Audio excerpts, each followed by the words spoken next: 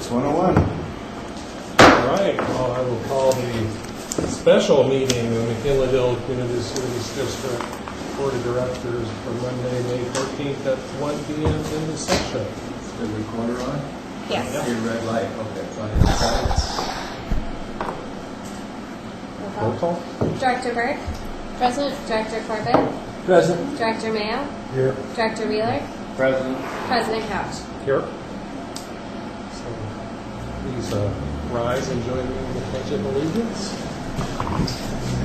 I pledge Allegiance to the flag of the United States of America and to the republic for which it stands, one nation, under God, indivisible, with liberty and justice for all.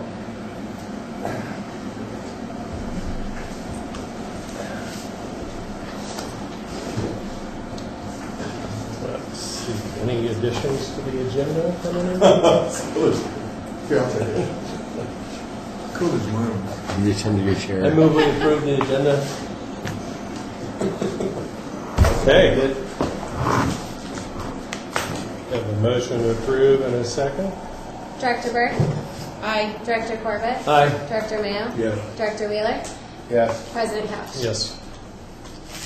Public comment and written communications. Any person may address the board upon this time upon any subject. Seeing nobody here to address the board, I'm going to skip the rest of it for now. C, strategic planning, mission statement and vision goals. We get to turn it over now.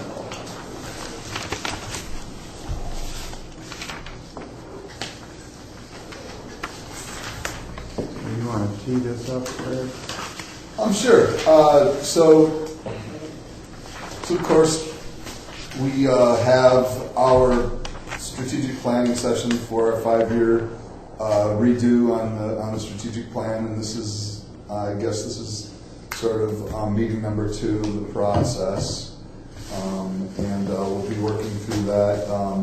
Today, the things that we're going to really try to focus on is get a draft mission, vision/goal statement for the district through 2023, and a number of audiences for the stakeholder education feedback meetings that we would like, and then also specific next steps forward.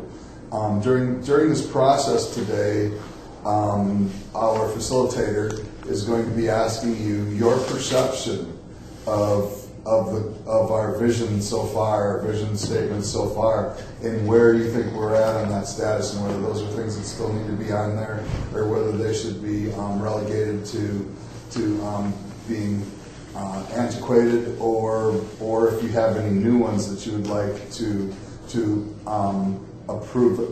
I just really want to ask the board that, so as you'll see, there's staff here besides me. All the department heads are here, and the reason why the department heads are here is not to enter into conversations about the status of projects.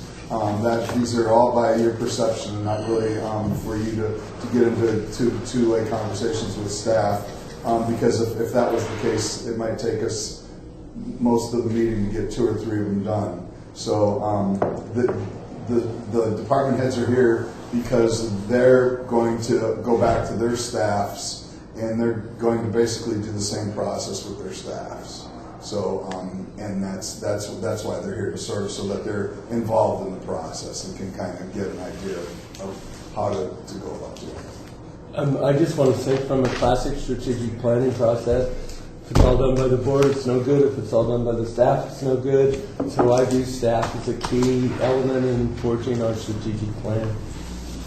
Oh, absolutely. And staff is going to be, they're going to have a full role of in this, but for today we're focusing on the mission and the vision goals and what the board's perception of that is. We'll definitely have time to consider what the public's perceptions are and what the staff's perceptions are, and we'll bring those back. If you recall, when we did the last one, the staff and the board were basically pulled separately.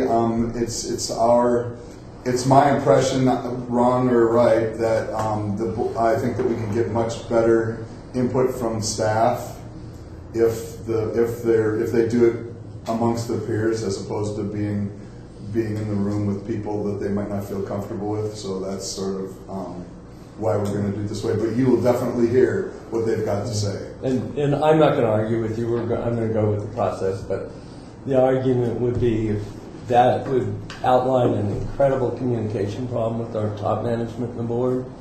And basically, I don't see that problem. I think we're all working pretty well as a team. But we're in the boat. We're going down the water, and it's launched. May I ask a clarifying question? Sure. So at the board level, right, we're attempting to set sort of overarching strategies, correct? And then the relationship with the staff is that staff is, sort of giving us feedback on all the elements that are, the day-to-day operations. And so if we're setting broad, strategic plan, then it almost seems like a cart before the horse. And again, I go with John. I'm going to go along with the process, but I wonder what's that going to look like, where if we set a goal up here, but then the staff says, well, these are the actions, that we're putting into the table. So what does that look like when we come back together? Well, this is the first part, and in my perception, I thought that the board is here to give a 30,000-foot view of the strategic plan. Staff is going to be more of a operational day-to-day sort of specific project sort of things that they see out in the field that they think need to be done. So at some point, those conversations will be brought back around, and you'll be able to. So for me, if this is a for instance, the board's going to have a very global sort of view of what's going on, or they should have a very global view of what's going on. Global view. Global will be even better, but global will be good enough. View of what the board's after as far as setting policy and things like that. The staff is going to come back and they're going to have specific, probably project related or operational related or administrative related things that the board should know about. They need to be put in the queue, but those are really. But at that point, the process will be what's important and what do we have the capacity for, and those things will be. I would think that unless something that somebody comes up with operationally starts treading into policy issues or policy matters, which I don't think they will, we can redirect them back. That's really a matter for the board. We can bring that back to the board. The board can consider that. But what we have to do is we have to have a strategic plan that covers the whole realm of the things that we do here, from regular maintenance to specific projects to making policy. And we've got to at least make an effort to give ourselves enough stuff that we can get done in 5 years. It's realistic that we can get accomplished in 5 years.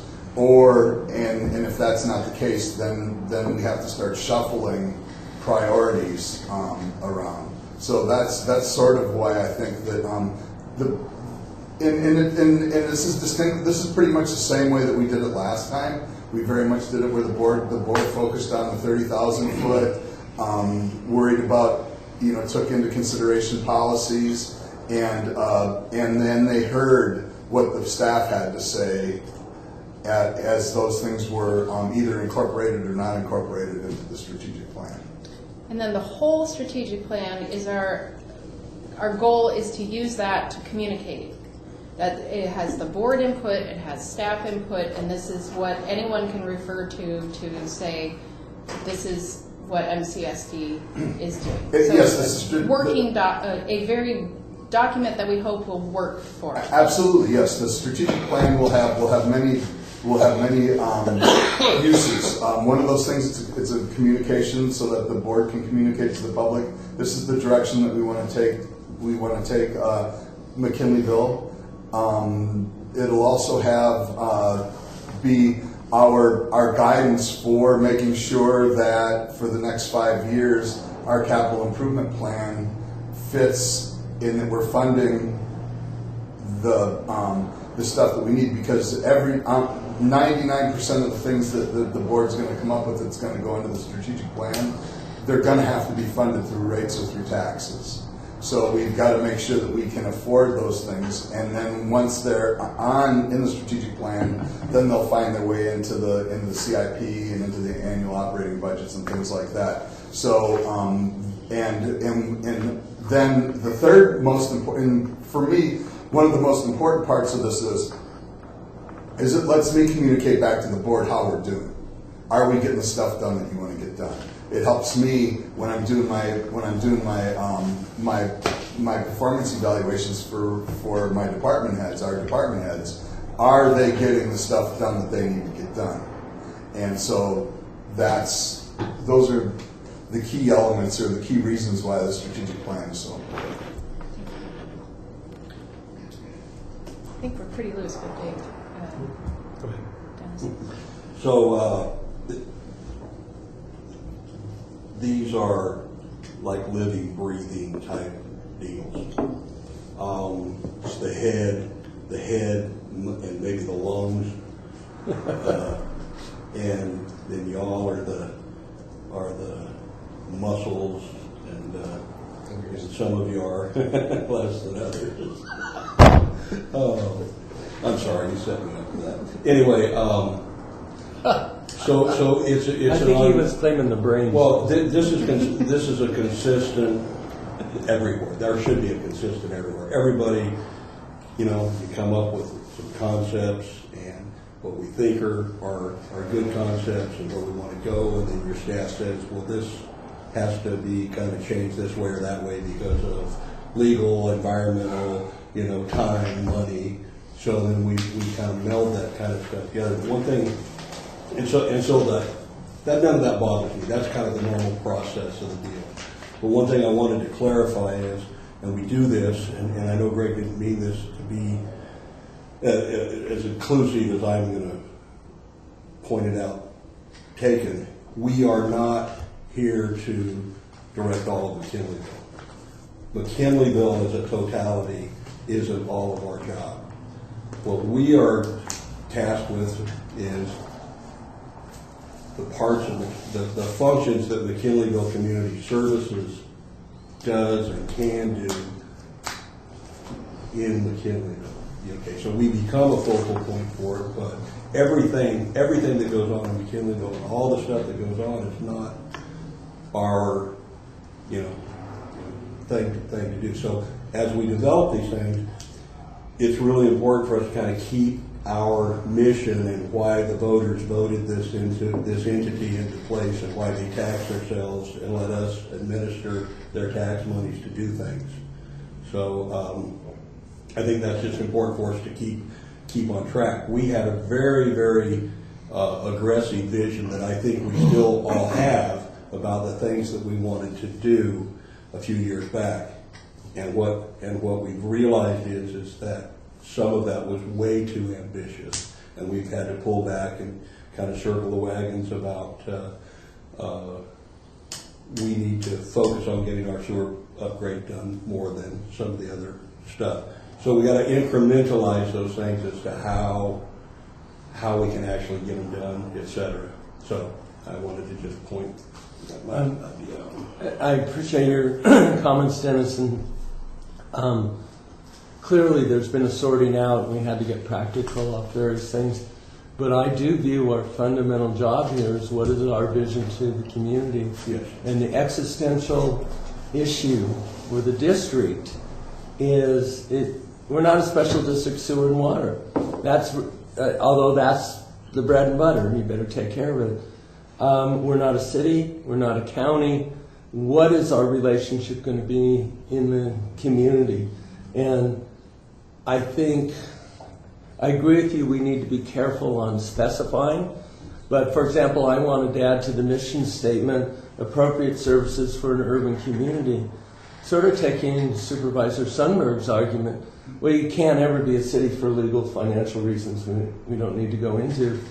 But what services can we provide like a city, and which ones should we desire to do? So I wanted to have sort of that vague catch-all phrase put in there, because there is something going on with us in the community. Yep. Wait, Let's we're not- getting ahead of ourselves. So, I Yes. think. I need to ask you, is it okay for me to start facilitating? I think Or so. you turn it over? I think. Okay. So one thing I want to bring, one thing I want to say, and so that I can be the stickler, and I don't have to put that on Roger, and that is we have some very strict time limits. We're going to stick to those time limits because we're going to get this done. We're not going to leave with this half done today. So Great. we're gonna have time limits. Okay. And I hope you feel free to shut us up. Well, I'm not trying to put it that way, but I do feel a certain obligation that you use your time as wisely as possible. So let me just reiterate in slightly different words. So what we want to get, and I want to stress the word preliminary here, this is going to be an iterative process. We are not going to be making votes today to actually say we're going to change the mission exactly this way. I think we're going to have time to get a sense of that, see what level of agreement there is, if you think there are any need for changes in the mission. And look at the vision. They were called vision statements. They don't, in my parlance, they aren't vision statements from 2013. They're more like goals. And look at those and see, have you done, which ones are done, you can cross them off, which ones are ongoing. And then look at least get a preliminary list of what are the things you think you'd like to see as goals for the next 5 years, for 2023. Knowing again that that's going back to staff for reality testing and then giving you feedback on what's feasible. And then once you have mission and vision statements that you're comfortable with, that you've adopted, how to get that information out to the public, out to your constituents, to get feedback from them as they understand where you're going. So it's two things. One is to really educate the public, where some people may not have as full an understanding of MCSD and your role, your goals, your mission, and also to find out what do they think, are those the right priorities, and then specific next steps. And as Greg said, we'll go get as far as we can, honor your time, hard close at 4:10 so that you can get on with an action item that needs to be addressed by 4:30. So, questions about that? Anything that doesn't make sense? So I want to remind you, so I don't have to shut you up, that these are agreements that you've had in place, being respectful and courteous, make sure everyone has a chance to be heard, listen to hear and understand, rather than formulating your argument about why what somebody said is not necessarily your point of view. Assume positive intent. Whatever people are saying, they're probably coming at it from an intent to serve the entire board. Be present. If you can, shut off the devices, suspend your judgment, embrace and expect discomfort. You won't all see the world the same way, and we're going to manage the time in economy. And again, in terms of roles, Would you like me to do that, Jeff? Could, You can do that. yeah.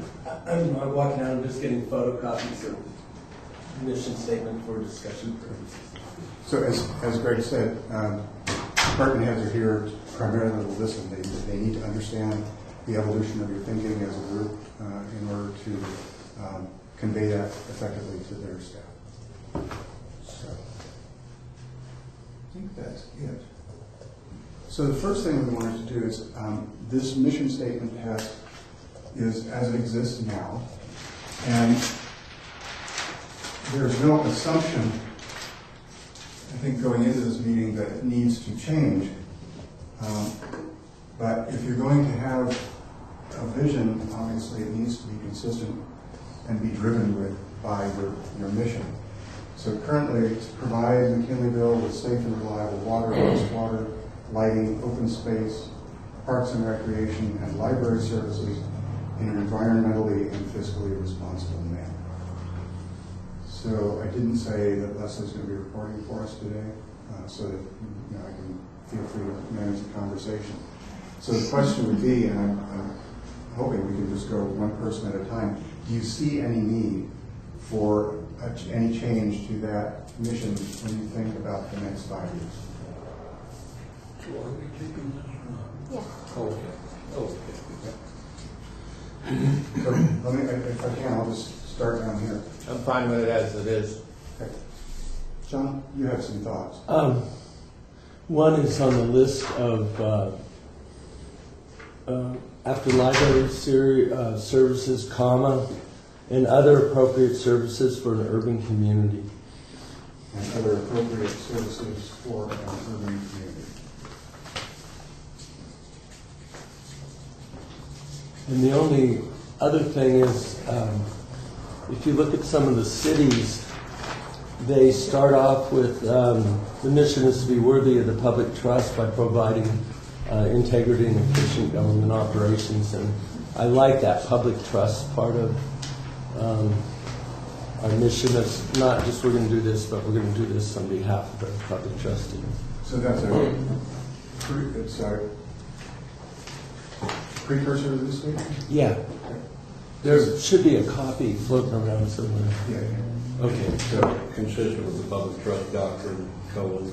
Not the Not public the trust doctrine. doctrine. I think it's public, the trust of the public. In the Did I ask district. you one? It has nothing to do with public trust doctrine. Okay. So let me check. Do you want to look at this one? Don, you're suggesting essentially substituting this for this, is that correct? Okay, so it's not just adding, it's replacing. It's sort of not what the district's going to do for you, but what you're doing for the people. It's just a difference in tone. It's not a huge. Will you read the whole thing? Sure. Yep. I think she's asking you to read it. Or I will. Read Okay. Read it into the record. Is what I think's being asked. Oh, I guess so. MCSD mission is to be worthy of the public trust by providing with integrity and efficiency governmental services that are both environmentally and physically responsible. Direct services shall include providing safe and reliable water, sewer, recreational, drainage, open space lighting, landscaping, and other appropriate services for an urban community. Partnered services with the county will include library and police services to the public. So let me just keep getting thoughts. Dave, did you have anything, or any changes you think need to be made to the current mission statement? I was actually happy with it, the way it was, but I'm not opposed to amending it either. Mary? Mine, I think, is now captured with what John had said, which was that I think since we are in a strategic planning effort, that including planning, provide McKinleyville with planning for some sort of inclusion there so that we can consider it in this strategic planning effort itself. So including the services of planning, but I would consider that to be a part of appropriate services for an urban community. Okay, so that would be an example of that. Okay. I think that is, I would qualify that a little bit, though. Planning is a huge thing, and is staff really got the time to do planning? I mean, I could see it as a partnership. We partner with the sheriff's department, with the sheriff's. right. If you don't mind me saying, it's in here so that we can have that discussion, but I think that discussion will come out later. Yeah, I would see it though as being a partnership with the county rather than we're going to do planning myself. I'm just throwing that out as a observation here, not a Mary, position. my understanding was you were saying that is, you're not suggesting putting it in the statement now, but that is an example of what might come up when you talk about other appropriate services. Is that correct? It was deliberately not defined because if you go back a long time, it used to be water and sewer, and you would be opposed for having recreation because it has nothing to do with district purposes. If you look, all these have grown They, of course, have to be considered on a case-by-case basis. They have to be fiscally responsible. And I was not, and this is totally blank on land use planning, but if you look at the Fortuna city mission statement, they have a little different structure, but they had all their services were going to be well planned, that was part of your service to the public. So they'll have water well planned, sewer well planned, blah, blah. So I think planning was meant that you don't haphazardly deliver the services. So you got environment, you got the finances, and you have it done in a really rational way for people. How are you on this? Did you see a need for change? Well, I like that the way it is. I think I understand Director Corbett's language in his first sentences, but I think it's unnecessary. It's nothing wrong with the language. It's just money. It just makes the mission statement longer, and I mean that should be a given. I wouldn't fight it, but I don't think it's that big a deal. I do like the idea of looking at other urban interface services. I do not think that I would object completely to any statement of planning in our district mission. Planning for discussion would be okay somewhere, but we have worked really, really hard to get the board of supervisors to provide us with a municipal advisory committee, and it's very specific as to what levels there are. I know there's some forces in the community that wants to become a micro planning commission, but I think that's a very bad angle to go down.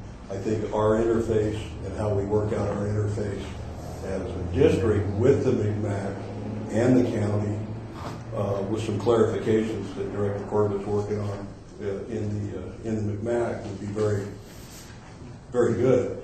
But planning as an entity and as a function has other entities that have the authority for that, and we should be included always in that interface and have those discussions. But I think we're going down a really bad road, and I don't think the board of supervisors is going to be very happy about that either. So that's my thoughts on that. So The phrase "other urban services" was deliberately vague, so you could include planning or reject planning. Because one of my observations is I don't think we're ready. I don't think the county's ready. I don't think the McMac. I don't think the community's ready for us to get in planning at this point in time. But other urban services, we're now approving vegetation along Central Avenue. Well, go out in the rural county roads and you talk to them about approving the vegetation, you get shot. That's an urban service. So try to keep it vague so that we had a feeling of looking out for the community within the reasonable means of the district. I'm not talking about land use planning in this one. Right. And I'm not opposed to that. I just would like, and I'm happy to have it, whatever we do for conversation, but I really would like you to wordsmith this a little bit when you talk about other urban services, but you say partnered services with the county includes library, police, etc. How do we get that sentence or that part of that sentence, appropriate services for an urban community, in a little more nuanced interfacing with what we already have, like with the McMac, with the county? So I just would kind of like that to be clarified a touch. I think that's a very valid criticism. Unfortunately, I haven't been able to draft that nuance. If you got any ideas, that would be good. Partner with the county. That's what we already do. We partner with the county when they do roads. We partner with them on our infrastructure that's under the roads. We partner with them on vegetation. We partner with them on a lot of things through the McMac. We can partner. We have members. We can partner with them on planning too. But I don't think I agree with you, Dennis, that it shouldn't be a task that we take on as an entity, but I think it's something that we can do in partnership with the county. So I just want to correct one word, and a lot of this stuff all hinges a lot of times on a word. Partnering and interfacing are two complete different concepts. Partnering implies you're in some kind of agreement. We're talking right now about working on the communication about it. the interfacing and the partnering, you know, I mean, they're a little different concepts. And we had a lawsuit just a little while ago. I mean, that was an interface.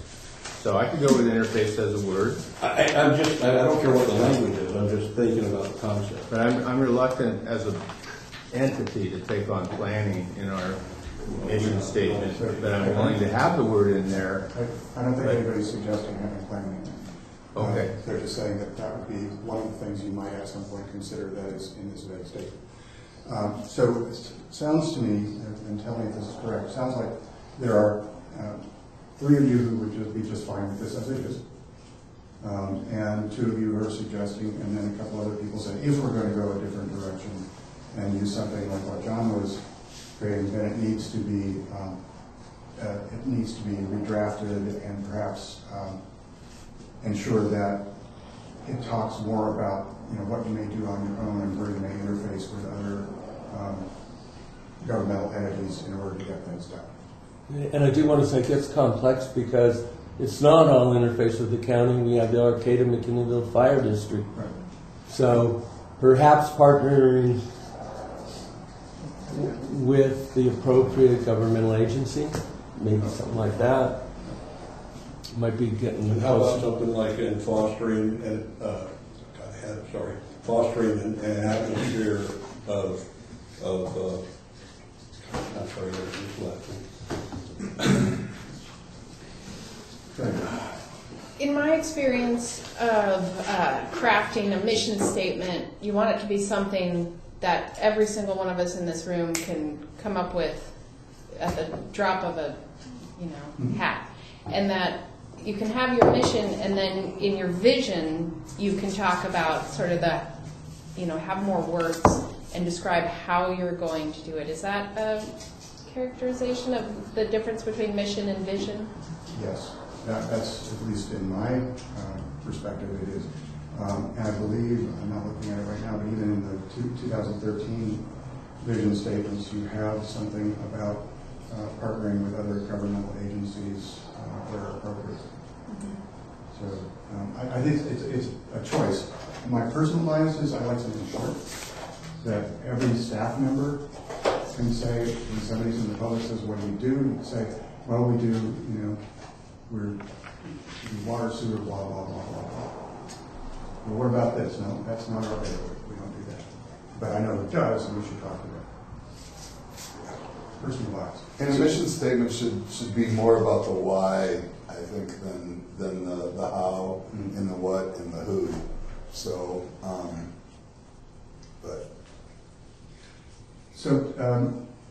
there are a couple options, and it sounds like at least 3 of you would be happy to just continue going with this. You may want to look at a variation of what John is talking about. So I don't know where you want to go with that. Those of you who, let me ask this so I know where we are. Is there anybody who would really have difficulty continuing with the statement as it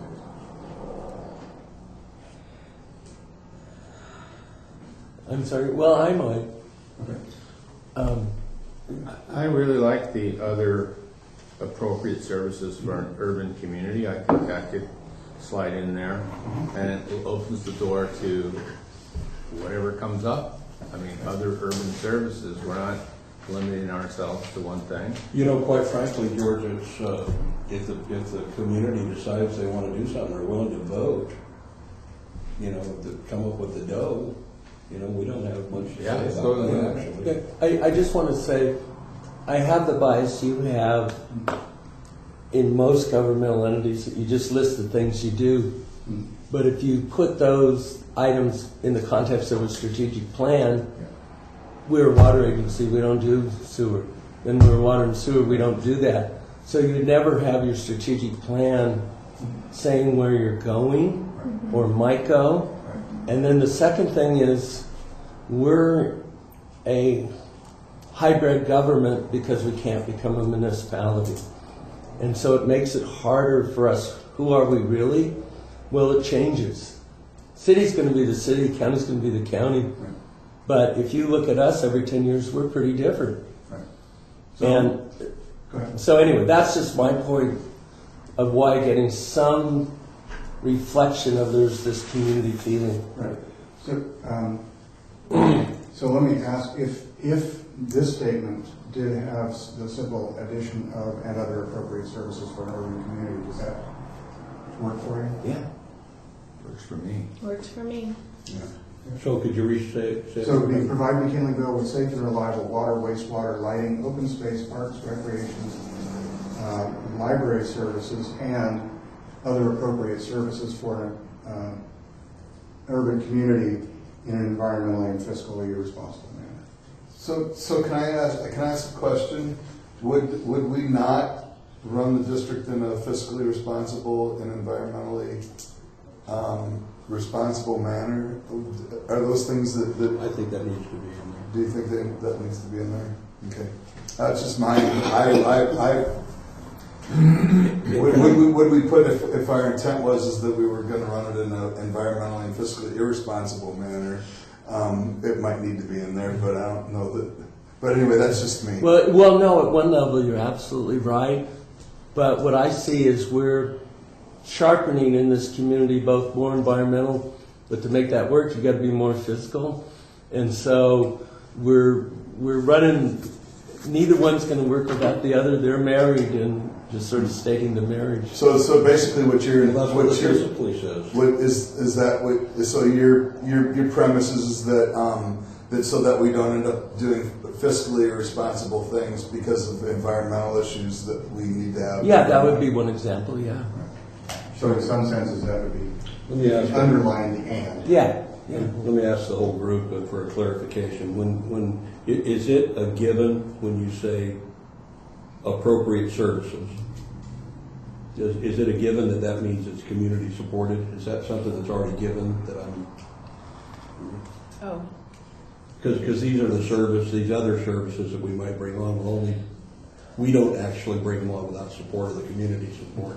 So I'm thinking when it says other appropriate services, does the word appropriate actually cover that concept? That's what I was trying to do. Okay, all right, I'm okay. And Whether I'm there's a list of- successful or not is another issue. And there's also a list of things that we as a community services district can take on. I mean, there's a list of latent powers that we can't, for instance, decide that we're going to take over the defense of Northern California because it's not in the list of things that we can have latent powers over. So there is that lack of latitude or those defined. Should we then say appropriate latent powers for an urban community? That would be much more specific. We can't take on anything additional unless the voters say so, isn't that correct? But that's what the latent power list is, what I mean. Right. Yeah. Yeah, so. Well, it has to be authorized by the legislation. We have to do it. And generally, we've been very good about, can we afford it? Is it practical? Who do you have to partner with? Right. But it just says we are looking for those partnerships. Is it? Pretty active. Are you going to be able to fund it? Yeah. So I think we're as close to an agreement as I've seen so far, if you're just adding that phrase in here. Are everybody okay with that? Not yet. Yeah. Okay. We have one not yet. Not yet. Okay. Not yet. And because it's saying, I'm not trying to be not headed about it, just I want to make sure that it says, does it still mean to everybody that it's the list of latent services and that it is community supported by just saying that? And if we all agree that that's what it says, okay. Well, I was going to suggest that if there are elements of what John has provided or, other nuances that they just get described in sort of the vision of how the services district does its work. So that if someone were interested, they go to our mission, then they get into our strategic plan. The very next thing describes that there are only certain latent powers that a services district can have that, we are looking to be worthy of the public trust by operating with integrity and efficiency, those sorts of things. Anything that's sort of not, maybe that's another element. Well, is it that, or would it be put down specifically in the 15, 16, 17 on our goals and vision? It might be better. I mean, if we really want to look at some kind of planning component, it probably needs to be written down that way. So it would end up being. I don't know, I'm just saying. It would be, yeah, it would definitely, if the board wants to give direction to staff for specific, to consider other latent powers, we're gonna need to have those, definitely have to, those, they should need to be talked about, they need to be figured out where the money's gonna come for the staff time to be able to do that. So I think that we need to be very specific, but I think that's the cart before the horse. I think right now we need to focus on this and take those on. That's all I was, not trying to be devil's advocate, just wanted clarification. Yeah, good. So it sounds like in your minds that is included as And keep it environmentally and physically responsible manner. Okay. Okay, you good? Okay. So, if we can move to you got a worksheet which unfortunately had a couple of items at the end missing, but I hope you had a chance to at least think about it. Yeah. Well, I just wanted to say, hey, that's an early success. We just finished that with 10 minutes to spare. So do we get a break now? Champagne for everyone. Quickly, waiter. Cell phone time. And If you served donuts, it would have been 5. Okay. So again, unfortunately, this worksheet missed the last 3 of the items. Yeah, but attachment 2 has all of that. Exactly. So the intention here is to move through these one at a time and try to make this efficient and not laborious and not a bad use of your time, but to simply walk through them and see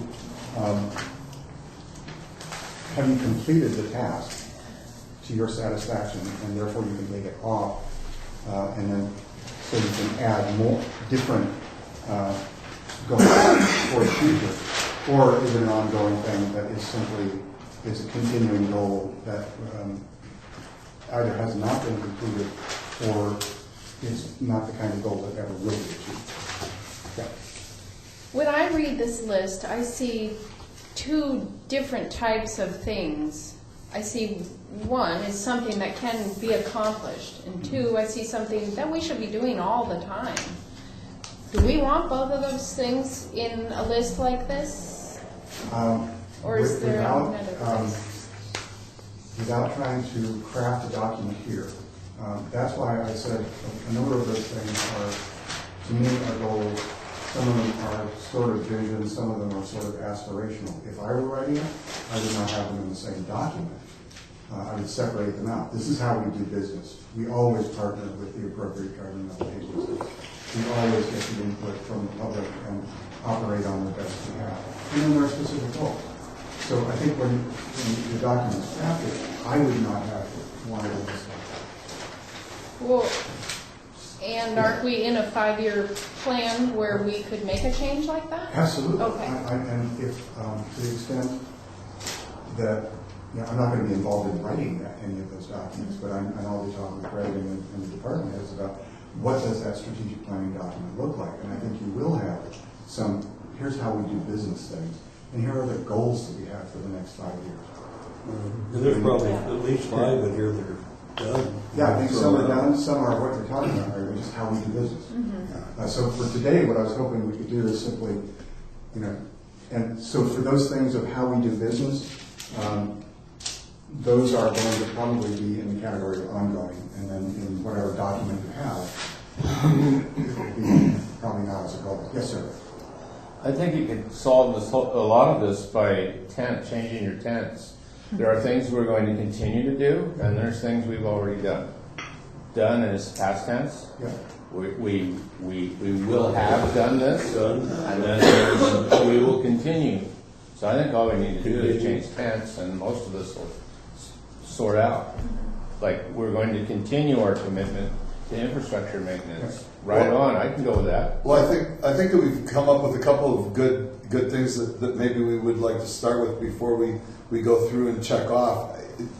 Is it the board's intent that things like continued infrastructure maintenance should be a vision, or should that be part of just an operational standard?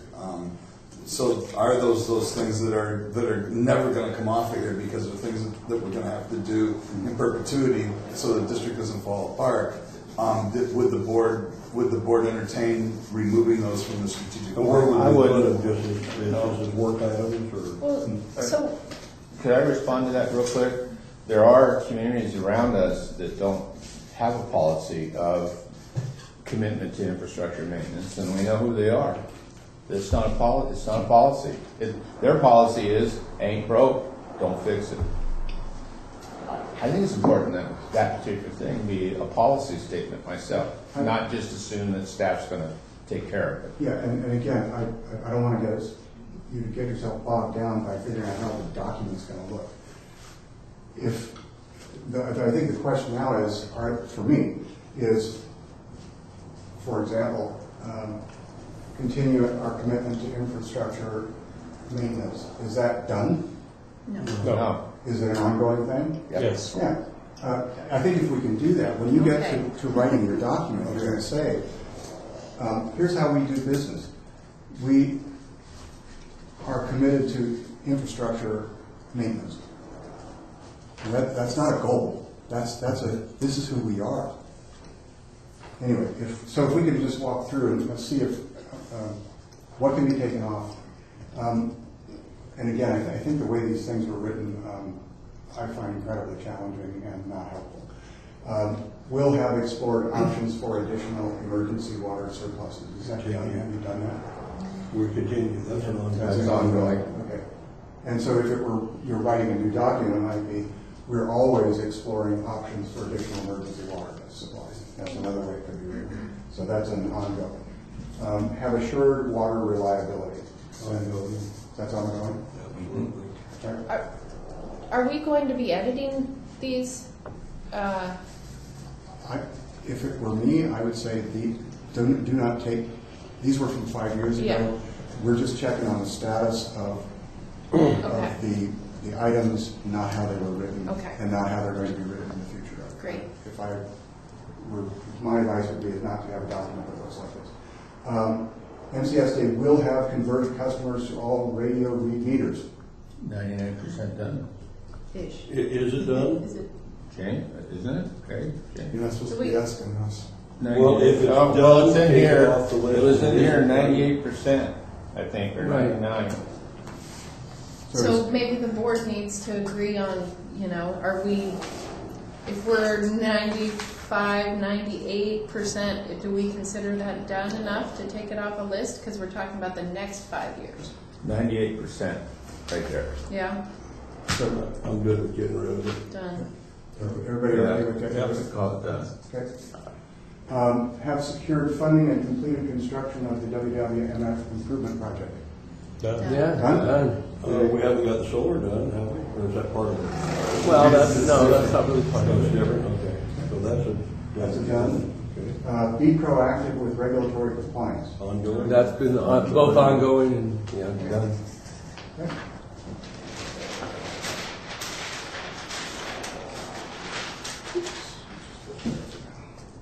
Have continued our commitment to maintenance of parks, facilities, and trails. Ongoing. Ongoing.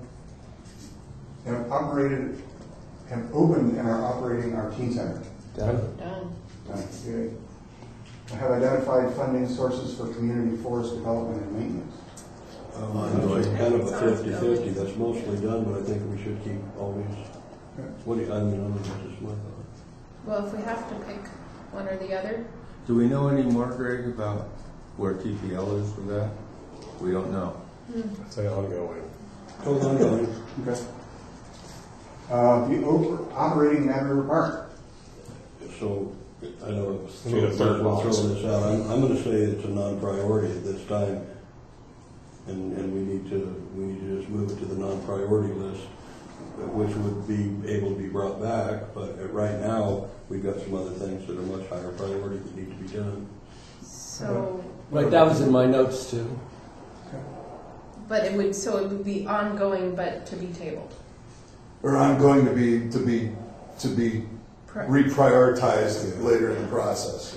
So can we maybe just make a note that, Right. ongoing, but reprioritize low. Yeah, LP. Low priority. Well, I would just lump it in with the general parks and rec development, not as a specific item, just part of that desire. Okay.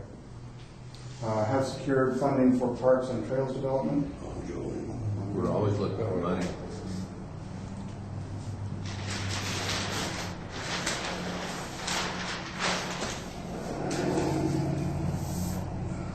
Have formalized relationships and collaborations with other government agencies. Ongoing. Maintain a high quality and efficient workforce. Always. Ongoing. Continued our commitment to ensuring efficient and ethical government. Ongoing. Yes. No, we throw ethics out the window. No, we're done with that. Done with that. Yeah, we're done with ethics, man. What about that pay raise? Improve communications with ratepayers and the entire McKinleyville community. It's ongoing. Ongoing. Yeah.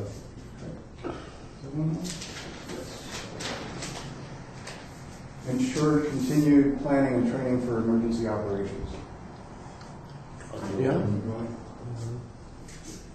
Best practices distinction. Is there such an animal? Yes, there is. Yeah, we're proud of it. Yeah, we're proud of it. Ongoing. Okay. So just help. So who? It's through SDLF, Special District Leadership Foundation. Okay. We send everybody to training, a lot of trainings on how to govern and how to ethics and sexual harassment and how to govern and it's how to work together. And you have to have a transparency certificate to go along with that. They have to check all of our finances over and over again and stuff. It's Awesome. Environmental stuff. It's a good deal. And so, have you achieved said status? Oh yeah, we're talking. Okay. And that's just you keep the. I think it's every 2 years you have to update. And you are part of that process as well. Cool. Yeah. I didn't know. Can I put it on my resume? Sure. Yeah. Okay. Have long-term financial stability in all district programs. Yeah. Ongoing. Ongoing.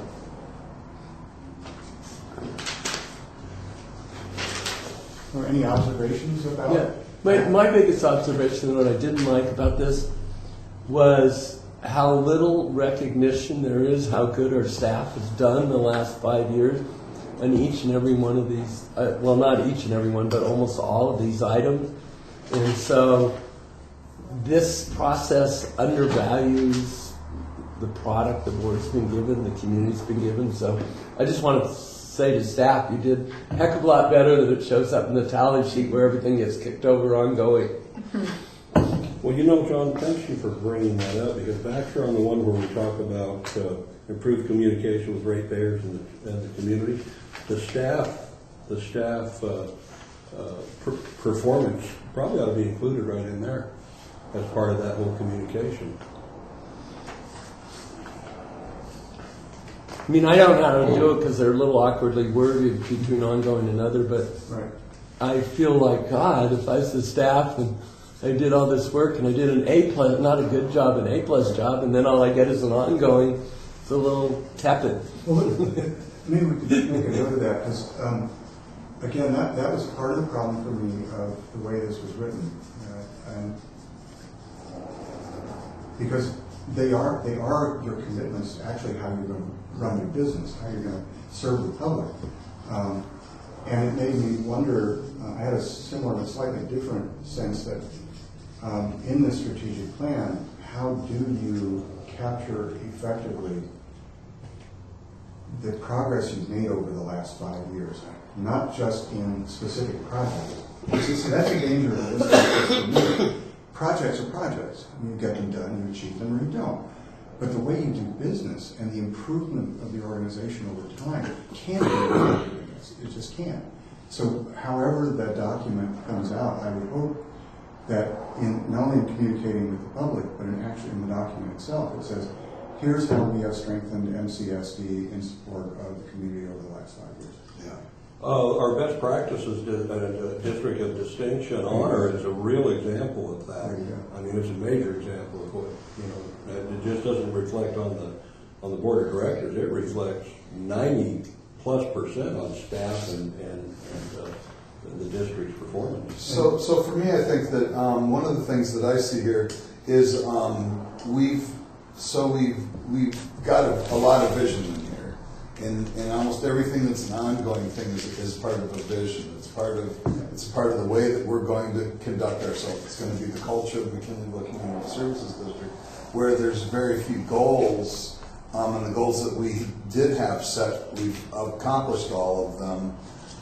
I think that we need to maybe focus more on goals for the next 5 years, so that, because you don't, so right now, if we would have taken everything that was in the matrix over the last 5 years, it's been done and it's no longer on here, this list would be way longer than it is right now, for the sheer number of things that we've got accomplished. So I think that maybe so that it is more for the board to be able to recognize the fact that we are getting stuff done, that the vision and the goals maybe are two completely different things, or that we remove the things that are part of the culture of McKinleyville out of the goals and put that somewhere else altogether, and just come up with a list of things that the board would like to get accomplished over the next 5 years.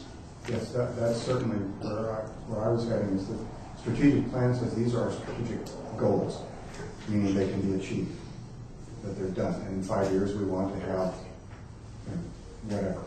Yeah. One of my biggest problem with this thing, the way it's written, is it's past tense. And when I think of vision, I think of where I'm going, not where I've been. And so I would start by changing the tense. And I agree that we're looking forward. Where are we going over the next 5?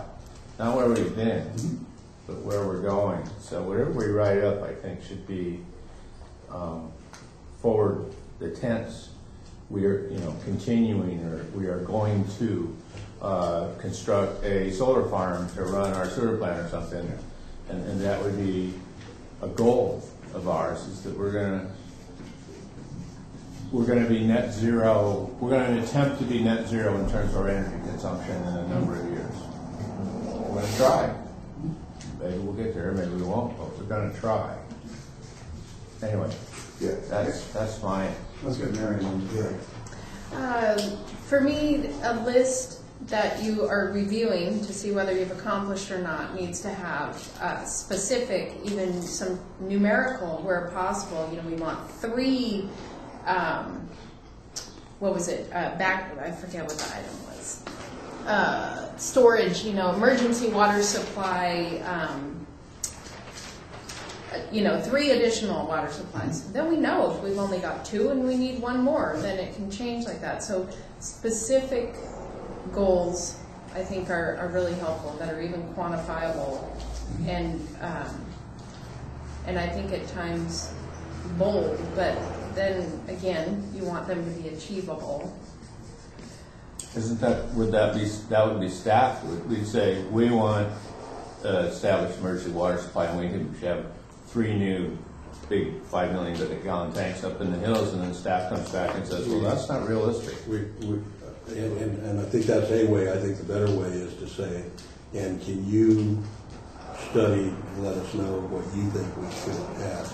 I don't think I mean, the rest. Yeah, I think. What doesn't matter what I think we should have in terms of tanks. I don't have any engineering background or whatever. So ask the question, but let somebody give us the answer.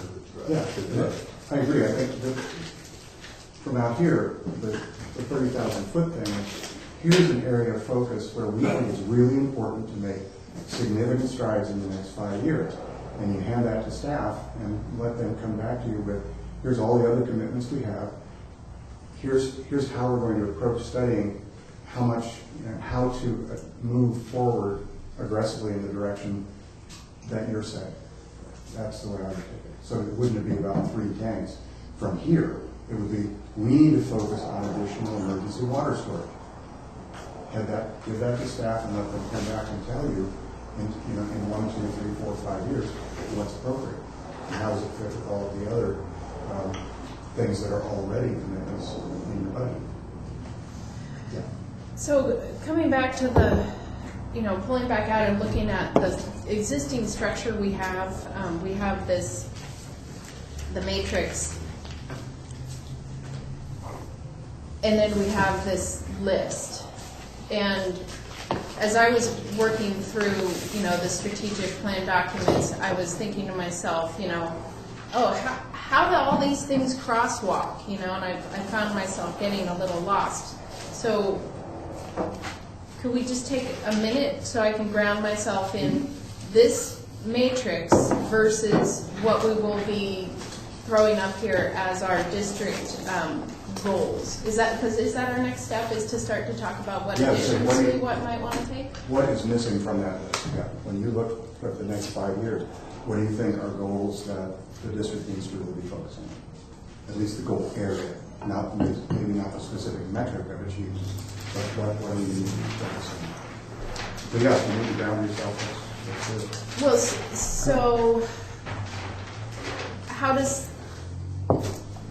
these things relate? How does this matrix, for general manager, how do you see the relationship between the matrix and what will go into this district goals list? I didn't use it because it wasn't a good management tool because of the fact that it was so nebulous and then so much ongoing stuff. So there was really no way for me. Like you said, a goal that has to be achievable. There's got to be a number. There's got to be a process. We need to get to here. Then we need to get to here. Then we need to get to here. And that's not in this. So that's why I focus more on the matrix. And we probably let this slide over the 5 years because we weren't really. There wasn't enough in there. There wasn't enough in there for us to operate the district. There wasn't enough goals in there. So Greg, the ones that were goals, like the teen center, those are in the matrix, right? yes, Okay, so the teen center, converting to radio read meters, completed construction of that improvement project, and so on. Those things are in the matrix, right? Because they're goals. right. And as you can see, we're at the 5-year mark. Well, actually, we're pushing 6 years, and all the stuff that actually were achievable, they're basically done. Yeah. Other than the emergency water one. So, do you need a break? I do. Got to move around? When we take 5 minutes and just do everything you need to do to get comfortable with this. When we come back, we just want to start brainstorming. What are things you think need to be focused on in the next 5 years? What goal areas do you want to be setting as a group? Now, just to get them all out so then we can talk about it. Take a break, move around, get some water.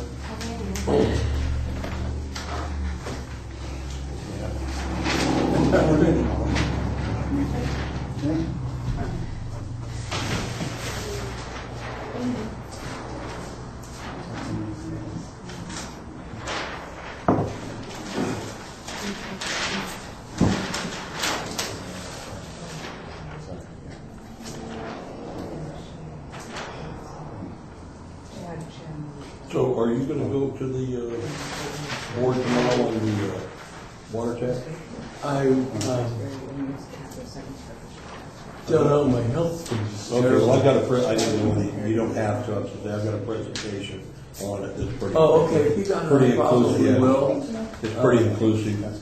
You know where you are on the agenda? Oh, not too far down after all the bullshit, all the preliminary BS. Well, it starts at 9, right? Yeah, but then you got all your preliminary. Right. I would say, Be out of there by 12. oh, maybe around 10.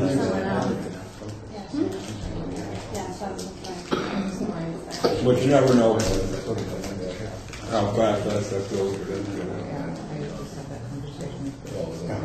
Can't like pull 15 things off the consent calendar. Ask Diane as well. It's like, when I was crafting this thing. And I didn't- Well, he's the one who was like, oh, isn't it true that there's a Medford? Because I've been going to Medford. And I was like, I don't know. And I sent him a picture of what these look like. If I'm being honest, when I see that picture, I'd say, I'm really not good at it. I'm like, hey, Me or I've never been in there. Do you really think I thought you were with them? yeah. When I got over my damn My pneumonia, expectations were, 2 months, but I was staying in for 4 bad, so she Got got over because mine I didn't get a chance to go when I went down. 3 months before I acted my I've last. got a 2 months solid. whatever, I'm going to. emphysema, whatever it is, which kind of makes me. Yeah, I'm about 3 weeks in on this. Man, that blood. And then it's, like now, you're pretty good today, but Below you're that pretty good leg. the Sunday day. Why am I sitting next to you? Yeah, I don't know. Well, I'm not. I tried to sit over there, but I don't know. We're just Taking after the that antibiotic before. and the blood thinners at the same The time. neighborhood thing. Yeah, there's just no way. It, I think you know, I think I'm kind of so when I got the pneumonia, stand up. Yeah, I want to stand up. I can send you a picture. You probably Knock won't on see wood. it. Yeah, like if I real bitter. Well, here, I'll wait till the real one. But anyway, yeah, no, I need. What is it you know, I can make? Sunburn So it glasses. says maybe, Yeah. Just Oh, put them on trial, it's so good. Are they Oh, they're yellow? so good. No, they just are good, they cut all the glare. I I've got love this them. new eye. They have a bunch of I wish different. they were bifocal. I really like the But boy, it instantly soothes that eye. Oh, that yellow kind of. Oh, you can't even believe how, I like it. like these kind of lights especially. Yeah, yeah. I like But if I had a little bifocal in there, for goodness sake. Like the way it was, well, the one is not right, but it was. Really good glasses. That's all. And they There's look two of them like with big- Ray-Bans, and I like the And they are set Ray-Bans. up the same. So I guess I once you had a kind gray of and know. a pair of Ray-Bans, they have seashells, broken pieces of seashell. I have them for years. And one of the deals when you're rodeoing is That's where I you're always get tapping my up that pumpkins land. too. You want to come in with a pair of tennis shoes on, and not act like you're living in Fort City. You want to hold the kids that sucker, kind of keeps the competition back there. Anyway, I had a horse where, went over backwards with him, but when he reared up, his head hit me here, and broke those glasses in half. Oh, so upset. This cup is effective, it doesn't put a handle on it. I've got them in a flower pot, they're part of a flower pot array, but they look pretty good actually. No, it's effective, it doesn't have a handle on it. Well, another discharge season over, James. it is? Yeah. Oh, maybe not. But hopefully by midnight tonight it is. Actually, it's done now. Huh? Shut off the tap Yeah. after lunch. Yeah, I was just reading. Did Bill put on this thing? Yeah. Help you out here with that. We have to, what is it, flow? No, day. Date also. Date. Date. Oh, air Date. date. Yeah, May 15th. May 14th at midnight is the last. Oh, actually, May 15th at midnight. Whatever, the midnight between May 14th and 15th is when you have to shut down. For what? You can't go to the river, can't discharge into the river anymore. Yeah, rules. That's why I get paid the big bucks to make sure we do all the rules. I am sending you something right now, Joe. If you look forward. Is it appropriate? Yeah, if you look forward to Okay. everybody. I don't know. It's part of the thing that I forgot was my thing with the flyer for the regional one store. Oh, okay. Which is really, really cool. Where are we going this year? It's Canoe trip, is that it's the on one? Oh, yeah, yeah, yeah. I saw that, Yeah. it's fun. Where is it? Start somewhere around Healdsburg. The Russian River, right? Yeah, somewhere around Healdsburg, and it's not something I'm going to go on. Oh, it's a rowing. Actually, canoe. It's too much work. 2 to 3 people in a canoe each, and there's a couple places where you might have to get out and carry it, and then everybody has to be able to sway. You got to be able to swim. My idea of swimming is about that much bathtub water. What do you mean? You know what, George? That's What do you think I think when I see that? There might be cheese in there. I was Is it going, time? I was going, where did you get that? It's a tea bag. Not nice. Like- I just see like carrots and broccoli. Blood thinner stuff and, you know, this pneumonia and blood clots. Oh, so I didn't I get haven't the cheese. had the, in 2.5 months, I've only had 2 drinks, and I had them down there in Sacramento this last year, two drinks, that's all I've had. There you How go. many bottles have you had then? You got You know, life, you know, the straight life's just not, I don't know why you people want to live like this. yeah. I used to get If marked you're doing those heart bills, man, you gotta watch the so booze. much. I learned from our experience that blood pressure They're can go in the expensive toilet. markers. Yeah, I'm just done with them, I'm just, you know, that's why I Say, like, haven't. Okay, we're let's gonna go. figure it out. Okay, quit sniffing the markers. Did they make you- Somehow the notes just slowed it on. We're starting again. Okay, so we could just get one from each of you, go around, just so we can see what you're thinking about before we get into discussing and seeing what level of agreement and so on. So George, did you have any goals that you thought of that you wanted to see specified for the next 5-year plan? We want this really to be exhaustive, right? And then we get to go through a process of saying, yes, we want that, we don't want this. So we can be free to just throw in the kitchen Absolutely. sink So in and, case you brainstorming is not in your bloodstream, the idea is to get as many ideas as you can. It's exhaustive. There's you're not going through a process of I like it, I don't like it, you don't comment on it. If you have something similar, you don't have to add it in. But the point is to get your ideas up so that then we can work. Yeah. The idea is not to think about whether we can afford to pay for it or whether we have the capacity to be able to do it. It's just an idea. So this is free thinking time. and if at all possible, limit dialogue, right? Just Yep. get it, okay, Yep. This is where I will try to okay. cut off commentary because we're trying to get the ideas out. Keyword being tried. Replace the dog park with a solar farm. Place dog park. Board will pick up the dog. When my wife hears that I said that, I'll be in big trouble. With solar farm? No, with a solar farm, yeah, Oh, gee, that's yeah. a big one for me. And I actually have another one which is slightly. Let me suggest one of them, just so we share the air. Go ahead. Coordinating with the McMack. Coordinating with the Yeah, MAC. that's a good one. Dave? Mine would be comply with chlorine byproducts rule. So comply with, Chlorine byproducts rule. Disinfection, black products, rules. Disinfection. It's, I'm wonking, disinfection by product. but it's a big deal. Yeah. Yeah, man. Develop 3 community parks.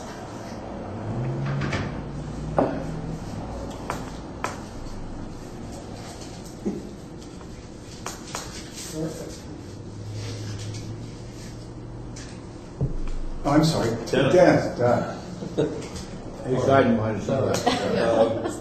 So, kind of along Dave's line, there's in the alternative chlorine, there's new types of chlorine type stuff, there's blue lights, there's a whole new technology that I forgot to bring you guys, I'll bring it to the next board meeting, so that we don't have to chlorinate our good discharge water. And so if I had a chance to do one more, explore our enterprise function more in depth, telecommunications, cell tower, upgrade our, some way to generate money from our enterprise zones. Okay, so What is that? Can you say that again? I didn't quite catch so it sounded like the first one was similar to that, yes? Yeah, they're just, well, and then put a line right beside by the rules. Just put a line right there, and then just go alternate. Explore alternative Yeah. technologies. Yeah. And then in our enterprise functions, let's explore more cell towers, more telecommunication, more opportunities for the district to make money. Explore opportunities for district to make money through the use of those enterprise functions? Yeah, say for revenue. Okay. Thank you.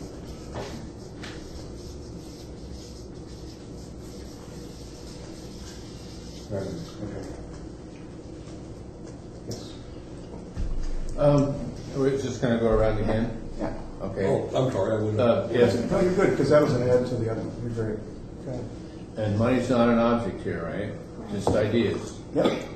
That we would look into the possibility of replacing our fleet with electric vehicles.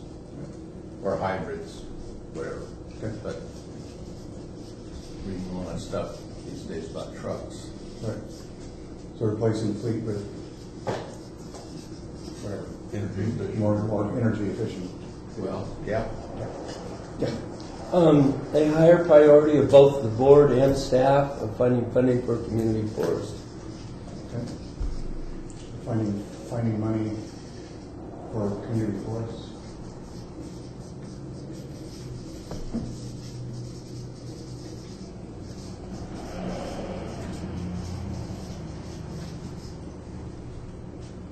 Dave, you have another one? Plan for sea level rise.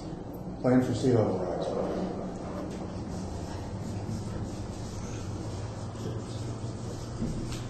We're going to lose our little pasture.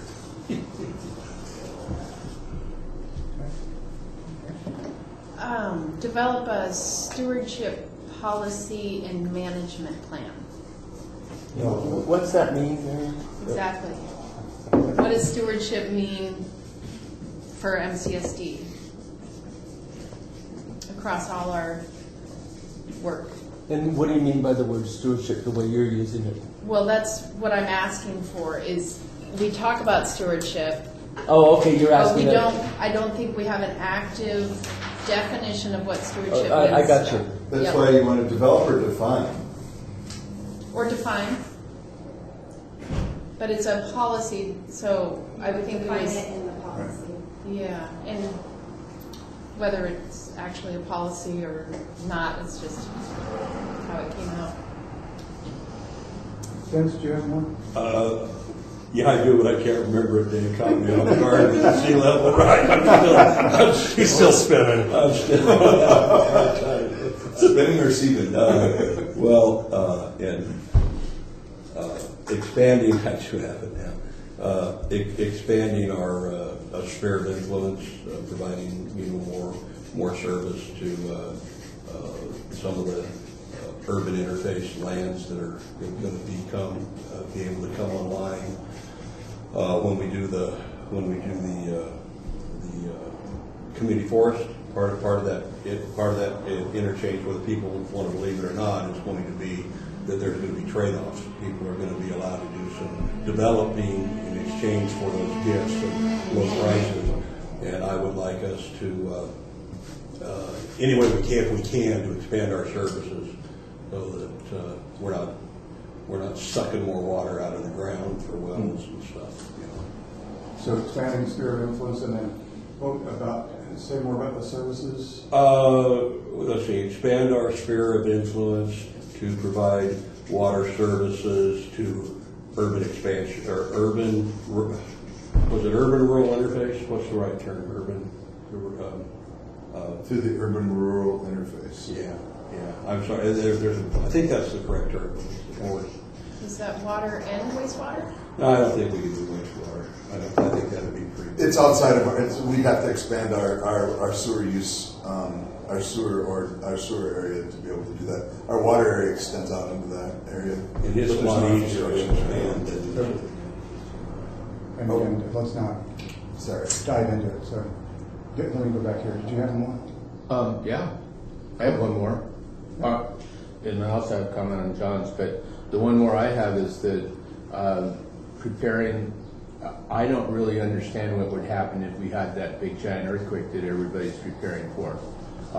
Myself as a board member, I don't know what MCSD's responsibilities are to restore water and sewer and services in this community. I don't know what the county's going to, I'm kind of ignorant, and I should know something about this, and I think we could undertake to educate people a little bit. This is what we're going to do after the ground stops moving. Yeah, so expand our education and interplay with the county emergency. With the community, and start with me. I think what it's because we already are prepared for a massive earthquake. I think what it is more like public education on MCSD's role, communicate to the public MCSD's role related to. Yeah, start with me. I don't have a clue what MCSD is going to do in the event of a major earthquake. I mean, what staff has plans, but I'm a board member and I don't know what your plans are. And nobody out in the public knows either. But I had one more thing I wanted to comment on the community forest, which is that this Green Diamond thing's been going since 2015, and that we might consider other sites. It's not just about the money, it's also about nothing has happened with the Green Diamond property, so maybe we need to be considering other possibilities. And there are people in our community who've been chewing on me about some other alternatives. How much money they Let's still get them out. Well, I'm just saying, not just money, but also where. I tried to have the community force ambivalent on where, so to provide a little wiggle room.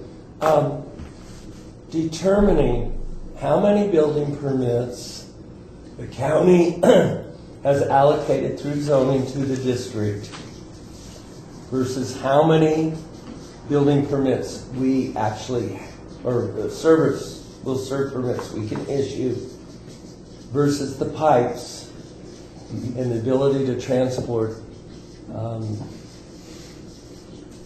And I think that's one of the biggest issues we have. It affects zoning, it affects everything. And it appears, but it's got to be data driven, that whole areas are going to just be left out. And we need to, in a way, protect ourselves by outlining the source of the problem and hopefully working with the county to solve it. But if you're a single family and you built your dream retirement and you have a modest lot and you go in for a permit and we said, oh, sorry, we just gave that to a multifamily, you don't get to build, it's a problem. And we need to count. There's only a certain number of permits, so like if I can subdivide, I may not actually be able to subdivide because there's a limited even if you number of can permits. subdivide. It's just for Yeah. clarification. So it's the biggest issue, and we don't have good data. Okay. And it's a problem because the county ought to provide good data.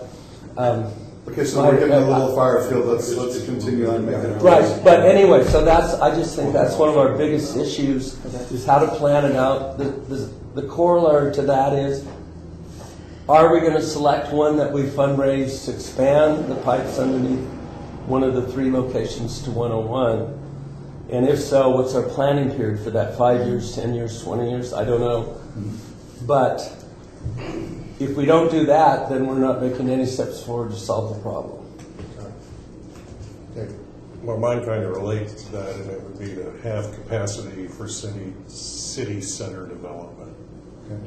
Have capacity for city center development.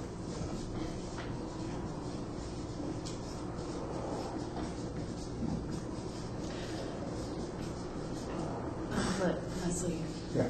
catch up.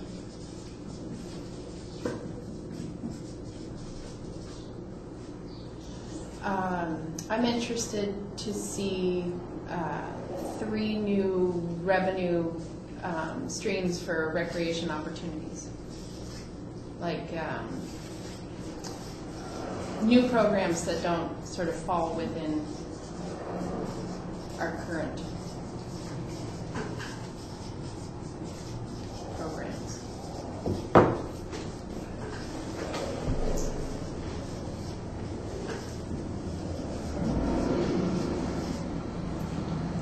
Anything left on your list? Very good. Anything more? For the moment, I think that's good. Tapped out, but that's good. I'm good. Okay. Let's see. How to say it? I'm interested in our partnerships. So, I mean, I could. How do you define a goal for?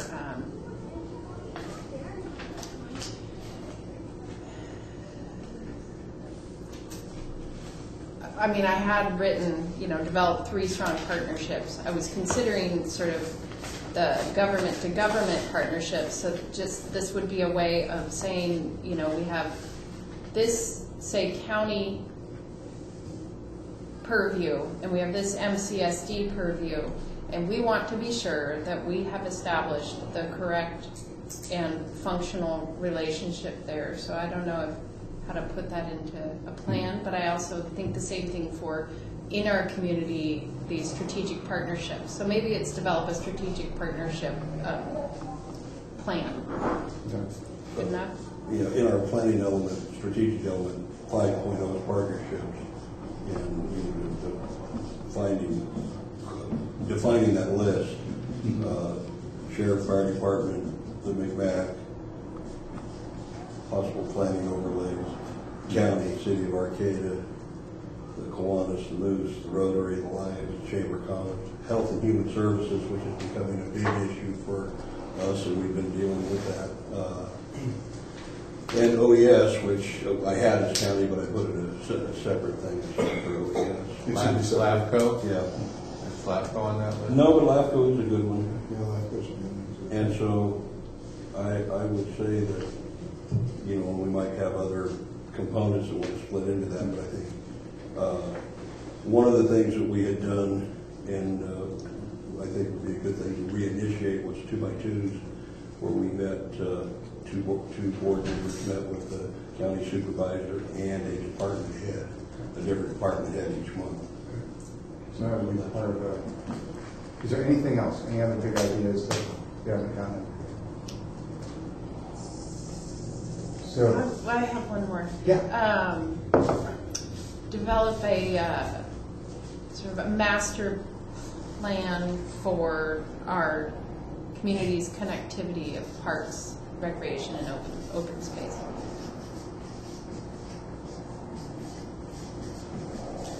Could that, I think that would. could that be could that go in the master plan, in the recreation master plan? Yeah, so something that's already ongoing, so maybe. Master plan for connectivity between Trails and parks. Right, open So there'd be a space. cross-reference between partnerships and then your.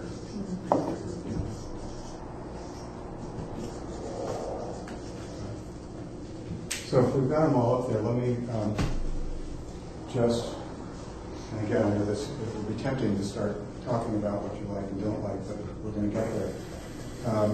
I think what would be helpful first is just to, if you have questions for clarification, like what you mean, let's do that first before talking about which ones you think could have some legs and you want to see further developed.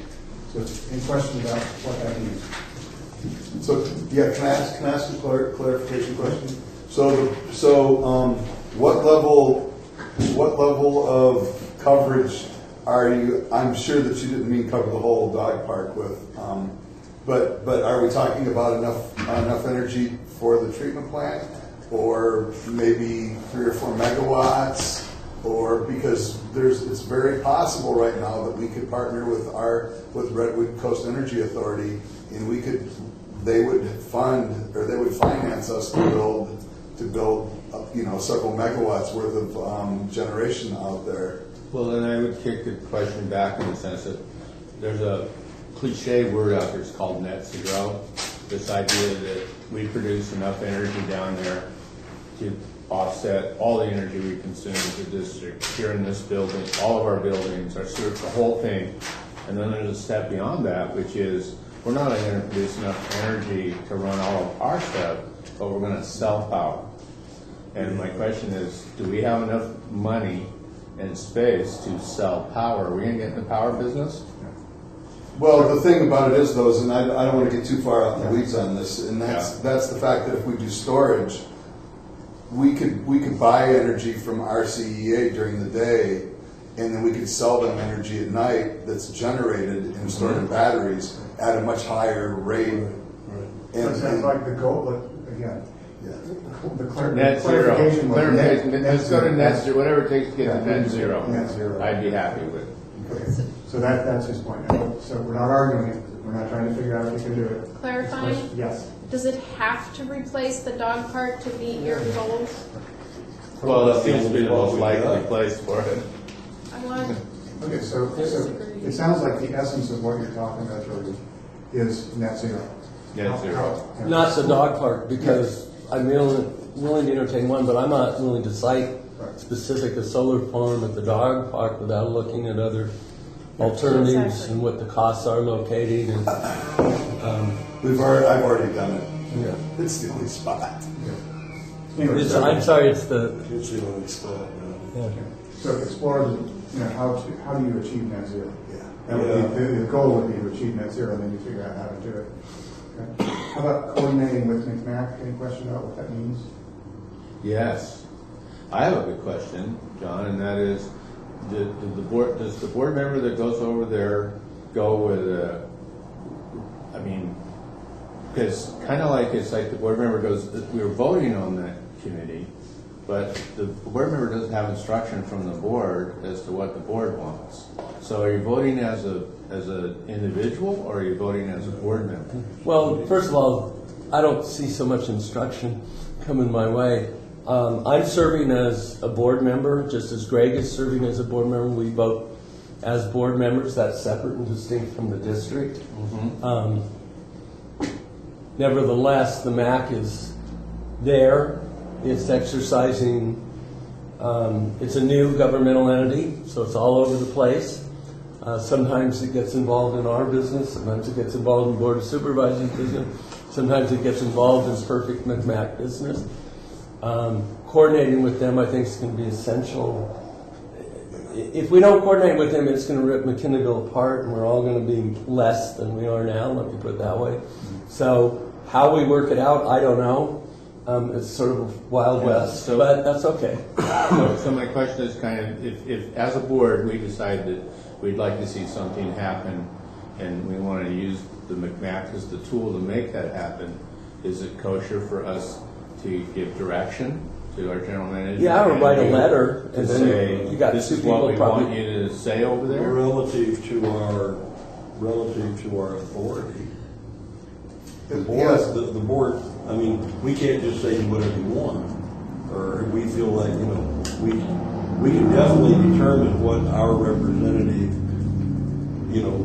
does in terms of our viewpoint, but our viewpoint is directed by our authorities. Right. Okay? And I don't know whether that answers the question, Can but I- that's the answer. I can take a swing at it. The vast majority of the things that we decide on at the McMac are completely outside the purview of McKinneyville Community Services District. So thinking of it that way, the board really doesn't have the authority to make decisions or to direct those board members to go back because it's outside water, sewer, streetlights. Okay. and recreation. All right. And then also That's a good answer. the Board of Supervisors in appointing, most of them are direct appointments. These are from the district, and they wanted a district view representative. Of course, even though you're sitting on that board doing it, I can tell you, Greg, if there's something that affects operation, he's remarkably vocal and effective. Okay. So, anything that you want to hear more about complying with disinfection byproduct rules, exploring alternative technology? Anything not clear about that? Okay.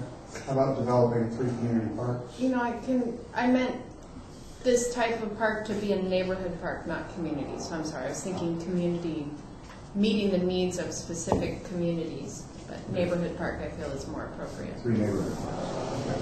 Questions about that? Yeah, can I ask a question about that? So that's gonna, not so much a question, but a statement, so that if at some point in time that kind of floats to the top as something that the board's very interested in, it's gonna take a little bit of nuance to be able to do that, because we don't have the authority to tell the developer whether they contribute to Quimby or whether they build a park.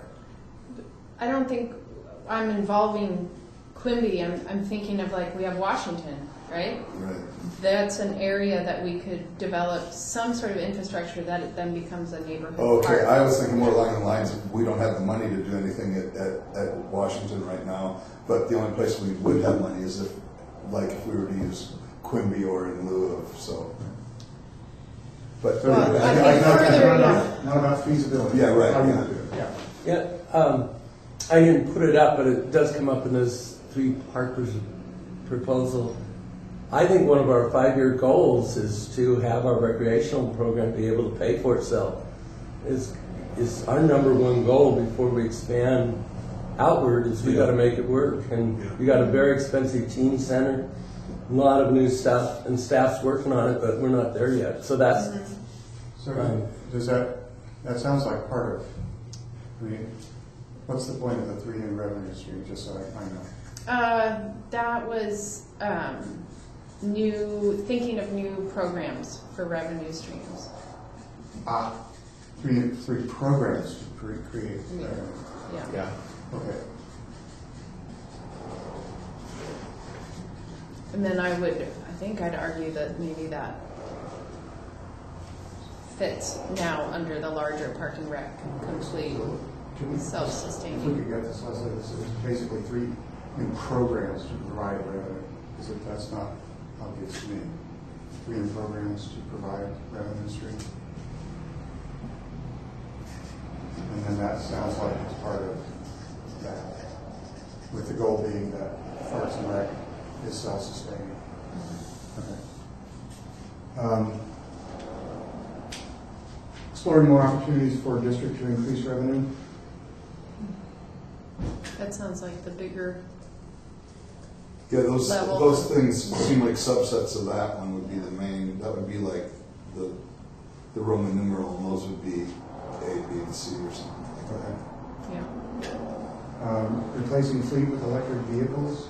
Any question about that? Getting more energy efficient fleet?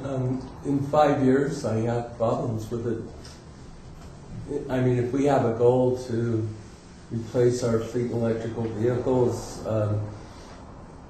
as fiscally responsible and appropriate, I'm all for it. But I do not want us caught that we have to buy, let's say, a $200,000 truck because that's all that's on the market. And those markets are going all over the place every week. I mean, Tesla's in trouble now. Last week he's high. I think it's a great direction. I think we need to go there. But I don't want to get in these hard and fast goals. I just think we're starting to say what we want as opposed to the realities of the district of getting there, and it concerns me. Well, and the thing is that we have a policy right now that we replace vehicles every, a lifespan of a vehicle is 10 years. So unless we change that policy. So it sounded like the goal was, that's one way to do it, but the goal was to become more energy efficient. Yeah, and I think everybody shares that. Yeah. The reason to replace a gas-powered vehicle with electric is because it's cheaper. That's why we drive an electric car. It's cheaper. Now, it happens to be a hybrid because we use it to go to... So I would say take the energy efficiency out of there as... how would you say, I'm looking at a new truck, and gas or diesel, and over here I've got an electric truck. And the electric truck, because we've got this giant solar farm and electricity is free, suddenly looks very attractive to us because we don't have to buy fuel. Right. So you would weigh the cost. Right. You wouldn't buy so somehow you could put in there the cost effective or fiscally more as practical. How about that? As practical. Okay. And when the other rig is reached the end of its life. Yeah, we're not going to upend our replacement. Yeah. Okay. So question, is anything you need to clarify about finding funds for community forest and considering other sites for forest? And I had very specifically said the board and staff on that one. Because we can't just keep piling on staff and some of the stuff, if we want it, then we need board members to step up and get involved in the fundraising. That's a pretty common board mission. And with the proviso that we're in a very sensitive position, so you don't, just to get off. We can't run wild or we'll screw it up with Green Diamond, let me put it that way. Any question, clarification, what was meant by planning for sea level rise? We do have some properties that are threatened. Not a lot, but I had a couple of other things besides properties being threatened, is I think, we're going to have to be proactive in the future, there is sea level rise, like I want to see the whole bluff riprap so that the waves don't start eating McKinleyville. And I don't know who's going to be proactive, say, hey, we want that money, unless we do it. And the other thing is we're going to have a tremendous pressure for more development because a lot of areas are going to get flooded. Like Arcata is planning to abandon the bottoms, basically. And so all that housing will be gone in the future. And so we will have, we're high enough that people are going to say, hey, can we develop more in McKinleyville where you're above sea level? Developing stewardship policy and management plan. Any question about what that means?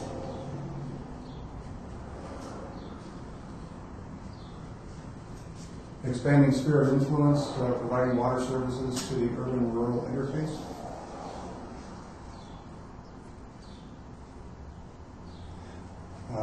Providing public education around MCSD's role in major quake. It just put a line, say natural disaster, being out in the earthquake. Maybe a huge flood. Or it could be a fire. Not that they've had any big fires in urban areas.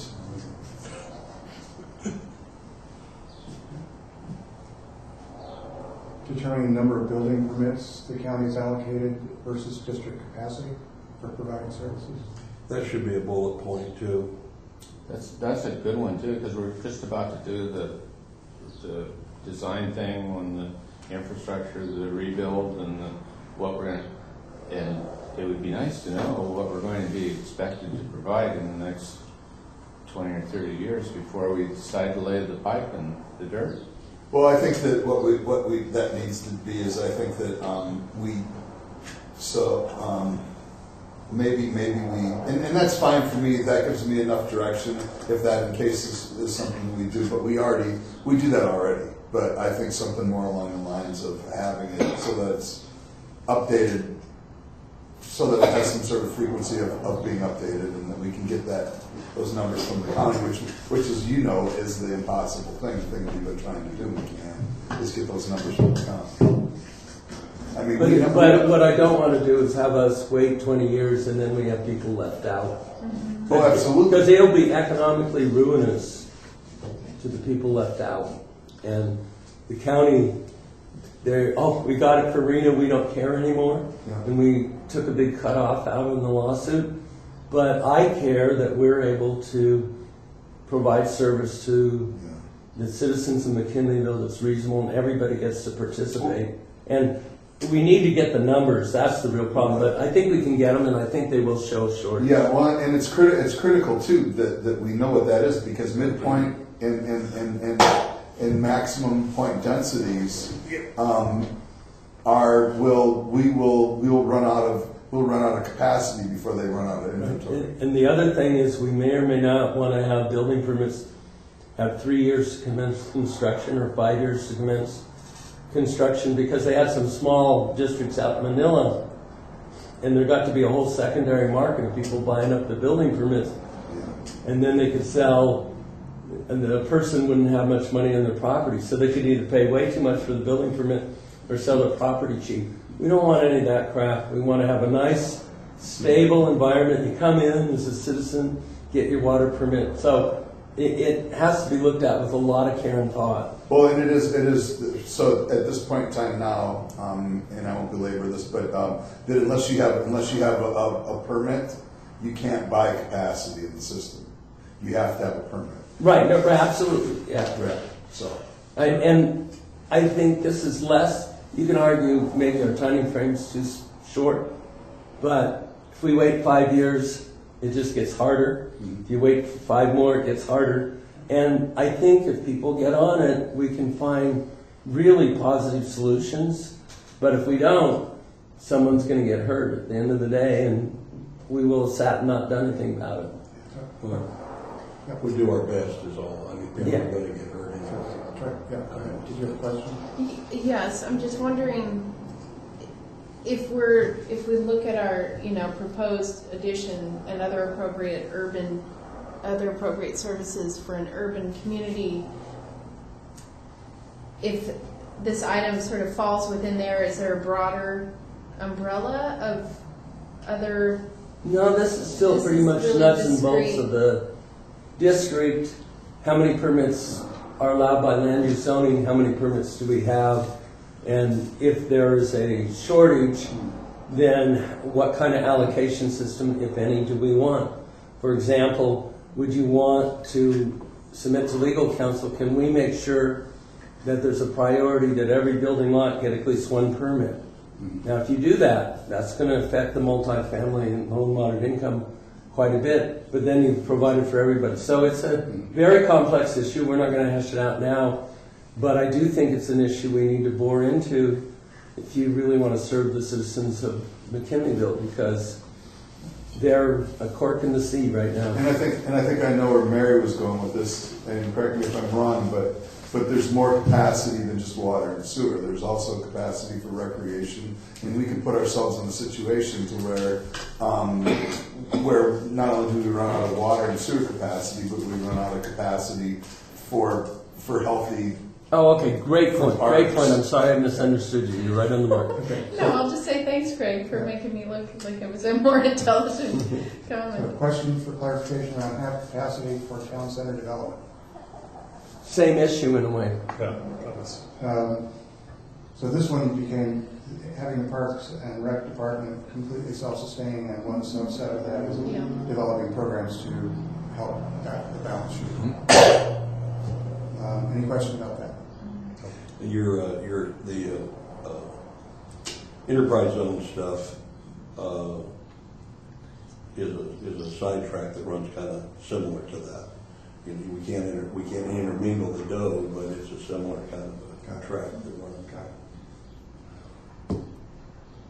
Okay, because that was part of this, wasn't it, Dennis? Enterprise zones? Yeah, that's Dave. That's hillbilly for revenue that y'all talk about in Arcadia. No, yeah.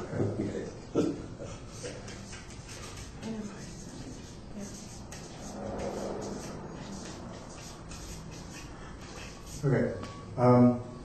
Developing a strategic partnership plan. Question about what that means. Developing a master plan for community connectivity of parks, open spaces, and trails. Question about what that means.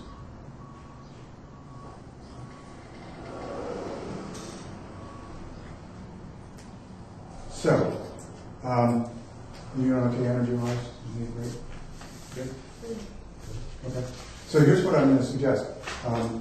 And you will not like this because I know you want to talk, but I'd like to get it done first and then talk about it.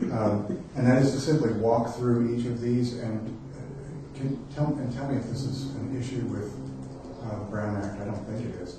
To do a straw poll of like, if you were, how many of you would like to see that be part of a strategic plan? Well, we noticed this meeting. Yeah, so- there's no ground. We can say anything we want Yeah. about anything relative to this. So all I'm really asking for is a show of hands about, you know, do you think it's worth pursuing, not worrying about feasibility or anything else? Do you think it's worth pursuing and not worrying about the wording of the goal? Is it worth, in this case,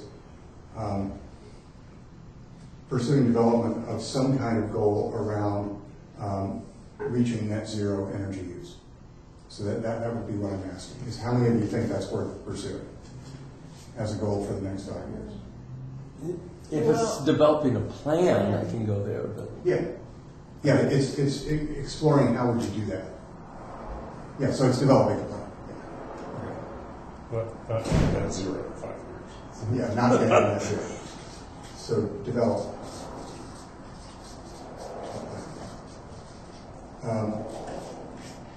And about coordinating with the MAC, do you see that as a goal you want to put in there? Complying with disinfection, exploring alternative technology. Is that so are we attempting to comply within 5 years or explore? We're probably going to have to comply with I that. think it's a. All right. Have some cover there. Regardless of what the board comes up with today, I don't think you're going to have any choice. Okay. Developing 3 neighborhood parks. How many of you put that in the goal list?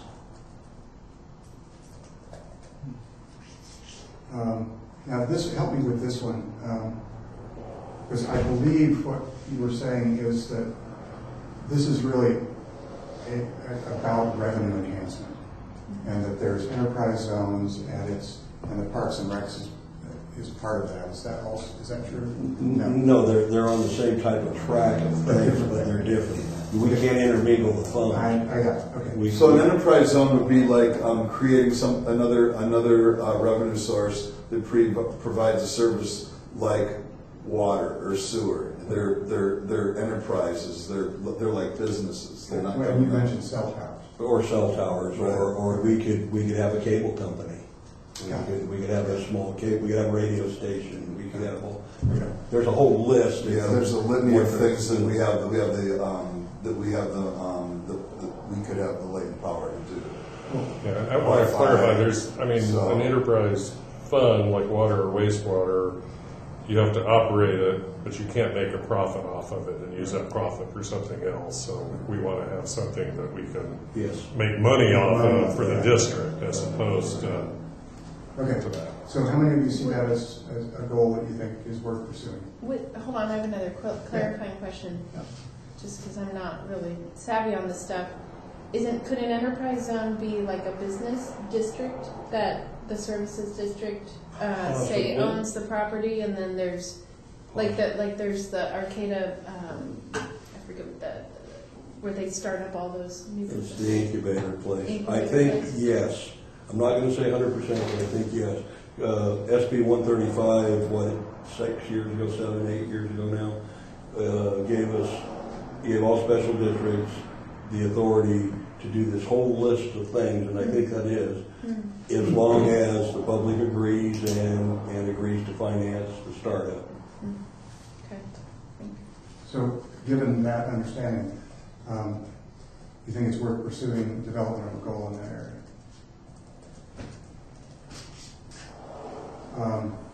This one is basically looking at having a more energy efficient fleet that's obviously that's cost effective and doesn't override your replacement standards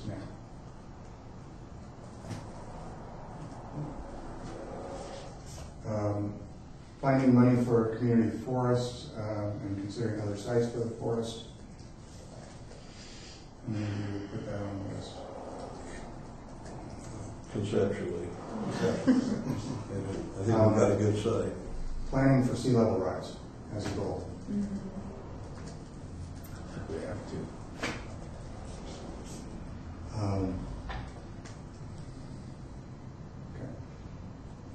Developing stewardship policy and management plan.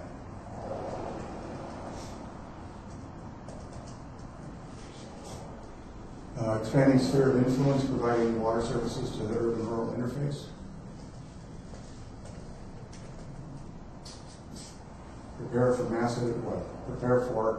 Provide public education on MCSD's role in the event of natural disaster. Determining the number of building permits and updating more frequently, getting that balanced. Capacity for town center development.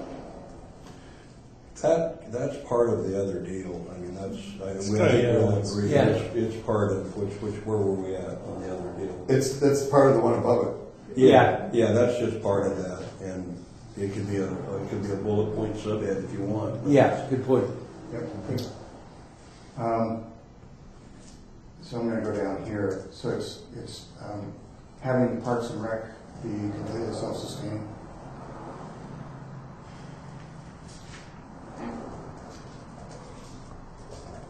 Developing strategic partnership plan. And master plan for community connectivity of parks, open spaces, and trails.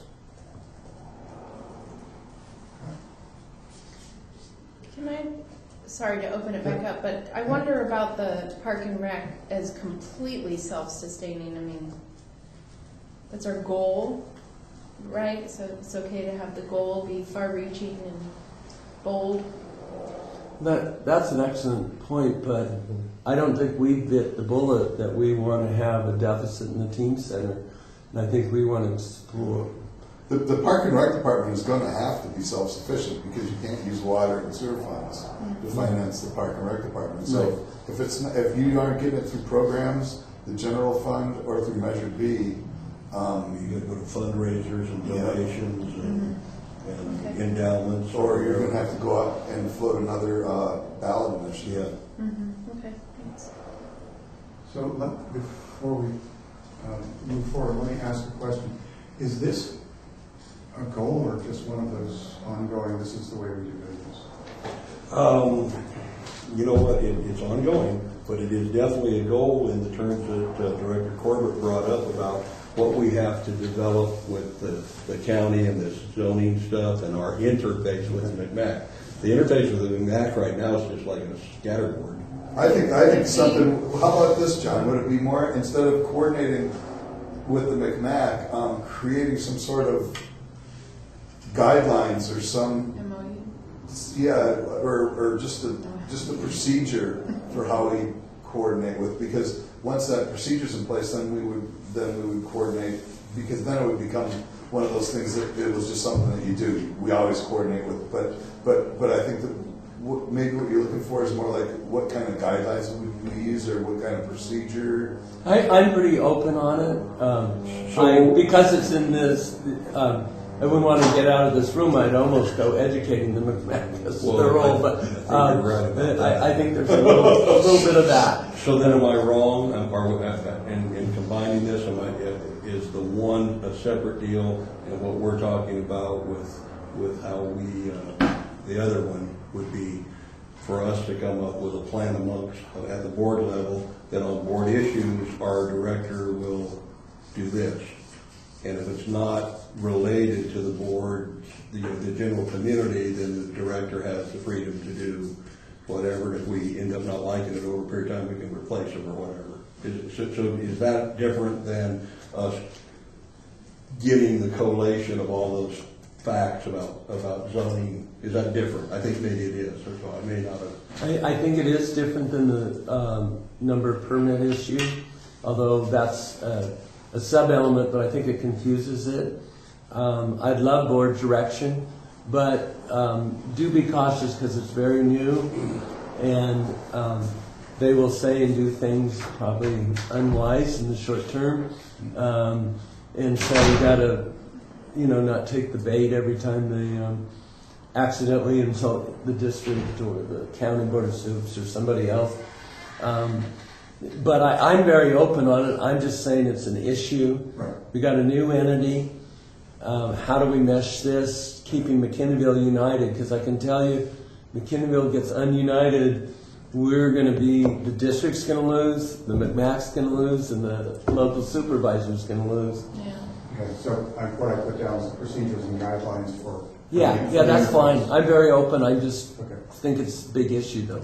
So looking at that list, it looks like, We're going to be busy for the next 5 yeah, years. the only one that didn't seem to have a lot of energy behind it was the neighborhood parks. And that's more money, is my concern. Just so you know, Mary, I love the idea. That's why I'm trying to get us to get Parks and Rec up. Then we got the money to proceed along those lines.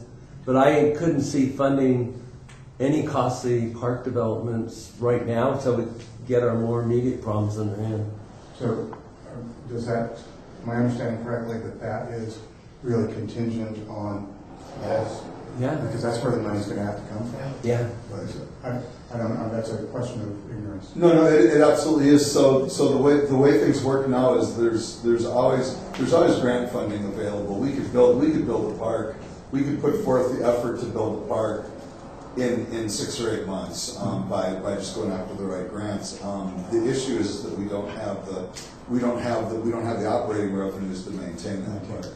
Can I just go on a little, very short thought exercise? If we look at what we currently have, we have trail development that's going to go in at the end of School Road, and we have Washington Park sitting there. And I think if we wanted to take small actions to try to demonstrate to the community that we want to provide them spaces that are walkable for certain communities, I don't think it would cost much to be able to take steps towards achieving more neighborhood parks. For example, the school road is being done through grant funds with match from MCSD, but Washington could be a bench and a dirt track, or something totally simple rather than thinking we need to provide costly play equipment. But let's do what we can with what we have. But see, the thing is, the costly play equipment will come very easy. It's the taking care of it after it's there. And I want to say, I think Mary hit it on the head when she said develop a master plan for community connectivity of parks, open space. And that should include, and there's going to be a tension, do we want to include other acquisitions for the future, or do we want to develop what we have? But I think that's where you really got your concept with a lot of legs, and it makes a lot of sense there. Okay. Absolutely. Great. So my suggestion, if it makes sense to you, I'm testing this, is that we call this good. You've got a number of things that you really want. You're in basic agreement that you want to see at least goal developed, and then make a formal decision about which ones to adopt. So the next step would be, I think we have it. Well, how many do we have total? I didn't count them, but I will. 1, 2, 3, 4, 5, 6, 7, 8, 9, 10, 11, 12, 13, 14. Not a bad list right there. Some of them are going to be combined. So. Yeah, so what I'm going to suggest, if we could, is that if it makes sense to you, is to have staff develop, craft goal statements around here based on what they've heard, to bring back to you to look. So it's a more, they're consistent in terms of format, and you can look at where you think things need to be combined if that's required, and then move toward actually adopting them. I just wanted to make a comment to Leslie. I hope you don't treat this as an implied criticism. I think you're doing great work. Oh, no. It's just a major, way to look at it is it's a major priority area, and there's, in a way, good support from you that we want to go that direction. So, yeah. If we went with attempt net zero, the top one there, we do have the funding apparently to do some giant solar farm. I'm not sure how big or what, but the funding's there to do this giant solar farm, and it would seem that if the goal is net zero, that replace fleet as necessary with electric vehicles would be a subcategory under net zero. That's not an item all by itself. That kind of goes along with the solar farm, which is electricity is going to be free. And the enterprise thing could possibly get stuck in with that. Well, Yeah, because we might sell power. We might make enough juice Well, down there we could I sell wanted it. to throw something out, not get too far in the weeds, but I think that's why we should go after it really, really quickly, as quick as can, because right now that's all dying. The reason that California private citizens' electricity bills have went up and the rate structures were changed is that California cannot get rid of the daytime electricity.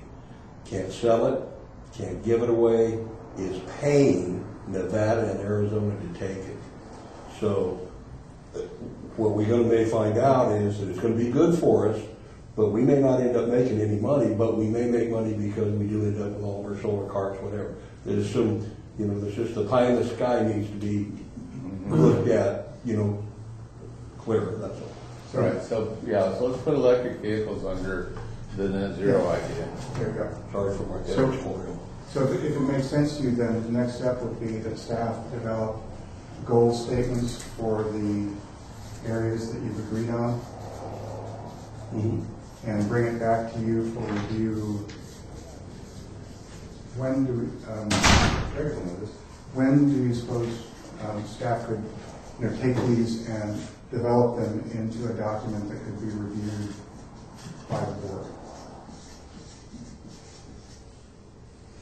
Well, first, I think that, so would we go to the staff first and ask the staff or should we develop these into, what would be the first? Here's what we thought he came up with was we're kind of consolidating these together a little bit, and then we were going to throw it over to staff to have them put it into some kind of cohesive language for us to relook at again and then revisit. Okay. So, but without going to the level of, replace 50% of the vehicle, it's the 30,000 foot goal, which is to, develop a plan to reach net zero. And then, part of that could be something. Yeah, so I could, so for me, I was thinking to myself, and so I think that there's a few of them in there that would be part of, say, the net zero one, and the vehicles more energy efficient. Right. And we didn't talk at all about the place where we're using the vast majority of our electricity, and that's making our pump stations more energy efficient, which would be way more bang for our buck than building solar panels. And that's through climate change action planning, which is already in the strategic plan. And that would have the rubric for deciding on whether a site is acceptable for building solar panels on, and all those things, all the way up to when you pull the trigger on buying an electric truck as opposed to, Right. and things like that. Yeah, so I would imagine coming back with a document that says, wording them, and then with your editorial comments around, here's how this fits with what we're already doing. Mm-hmm. Or, just so that you can educate, about, for example, the pump stations and where that's already being done and all of that stuff. So when do you want to, I don't know when you meet regularly, I'm sorry, but by when would you like the board to look at that? So I would think that probably over the next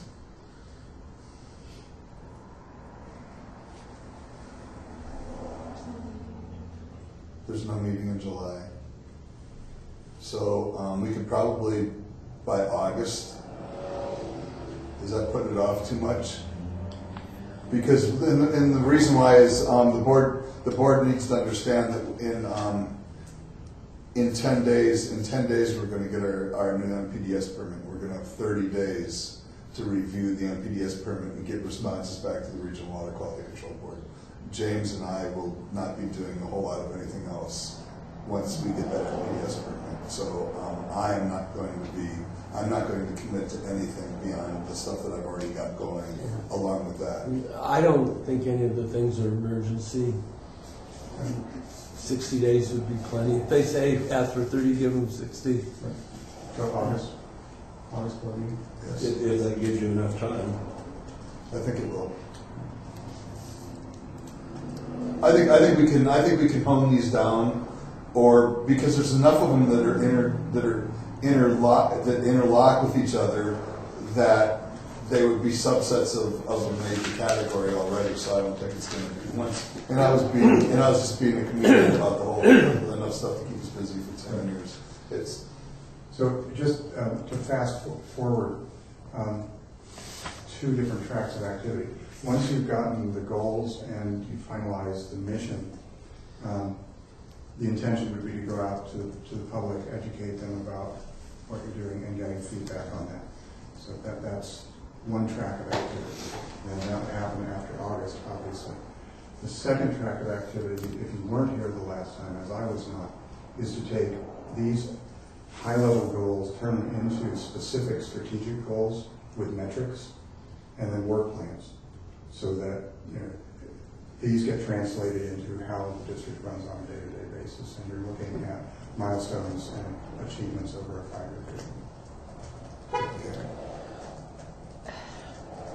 So here we are sitting here as the board and looking at these big picture goals. is there the opportunity for the staff to, in some way, say, this is all really great, but you really, forgot this whole element over here? Is there going to be that ability for the staff in some way to communicate back for consideration? What about this program area or that program area? For example, if we look at our strategic elements, we didn't do anything related to streetlights or personnel, administrative sort of targets. And I wonder if there's things that might come. Well, so I think that would be, so this, getting this into a form to where the board can then have a discussion about it, and that other part, that could happen in parallel. Because there's a lot of stuff in the matrix that you guys didn't touch on that we're already embarked on and that we're doing it. So we're just not gonna abandon those things. So when I believe this is true from the last time. When you get down to the strategic goals part, there's going to be a rationalization. Here's the work we're already committed to. Here's the resources. And therefore, here's what we can get done in these areas that we've. I just want to raise, there's one item that I'm not sure it fits into this strategic planning element, so I think what I'd like to do is defer to the chairman and then to the executive director to determine whether they want to tailor it in here or set up another alternative mechanism. And that is getting some board agreement on how we deal with non-district related value and declaration requests, because there's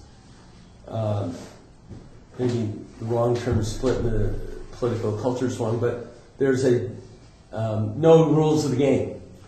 And so different people are upset or not upset.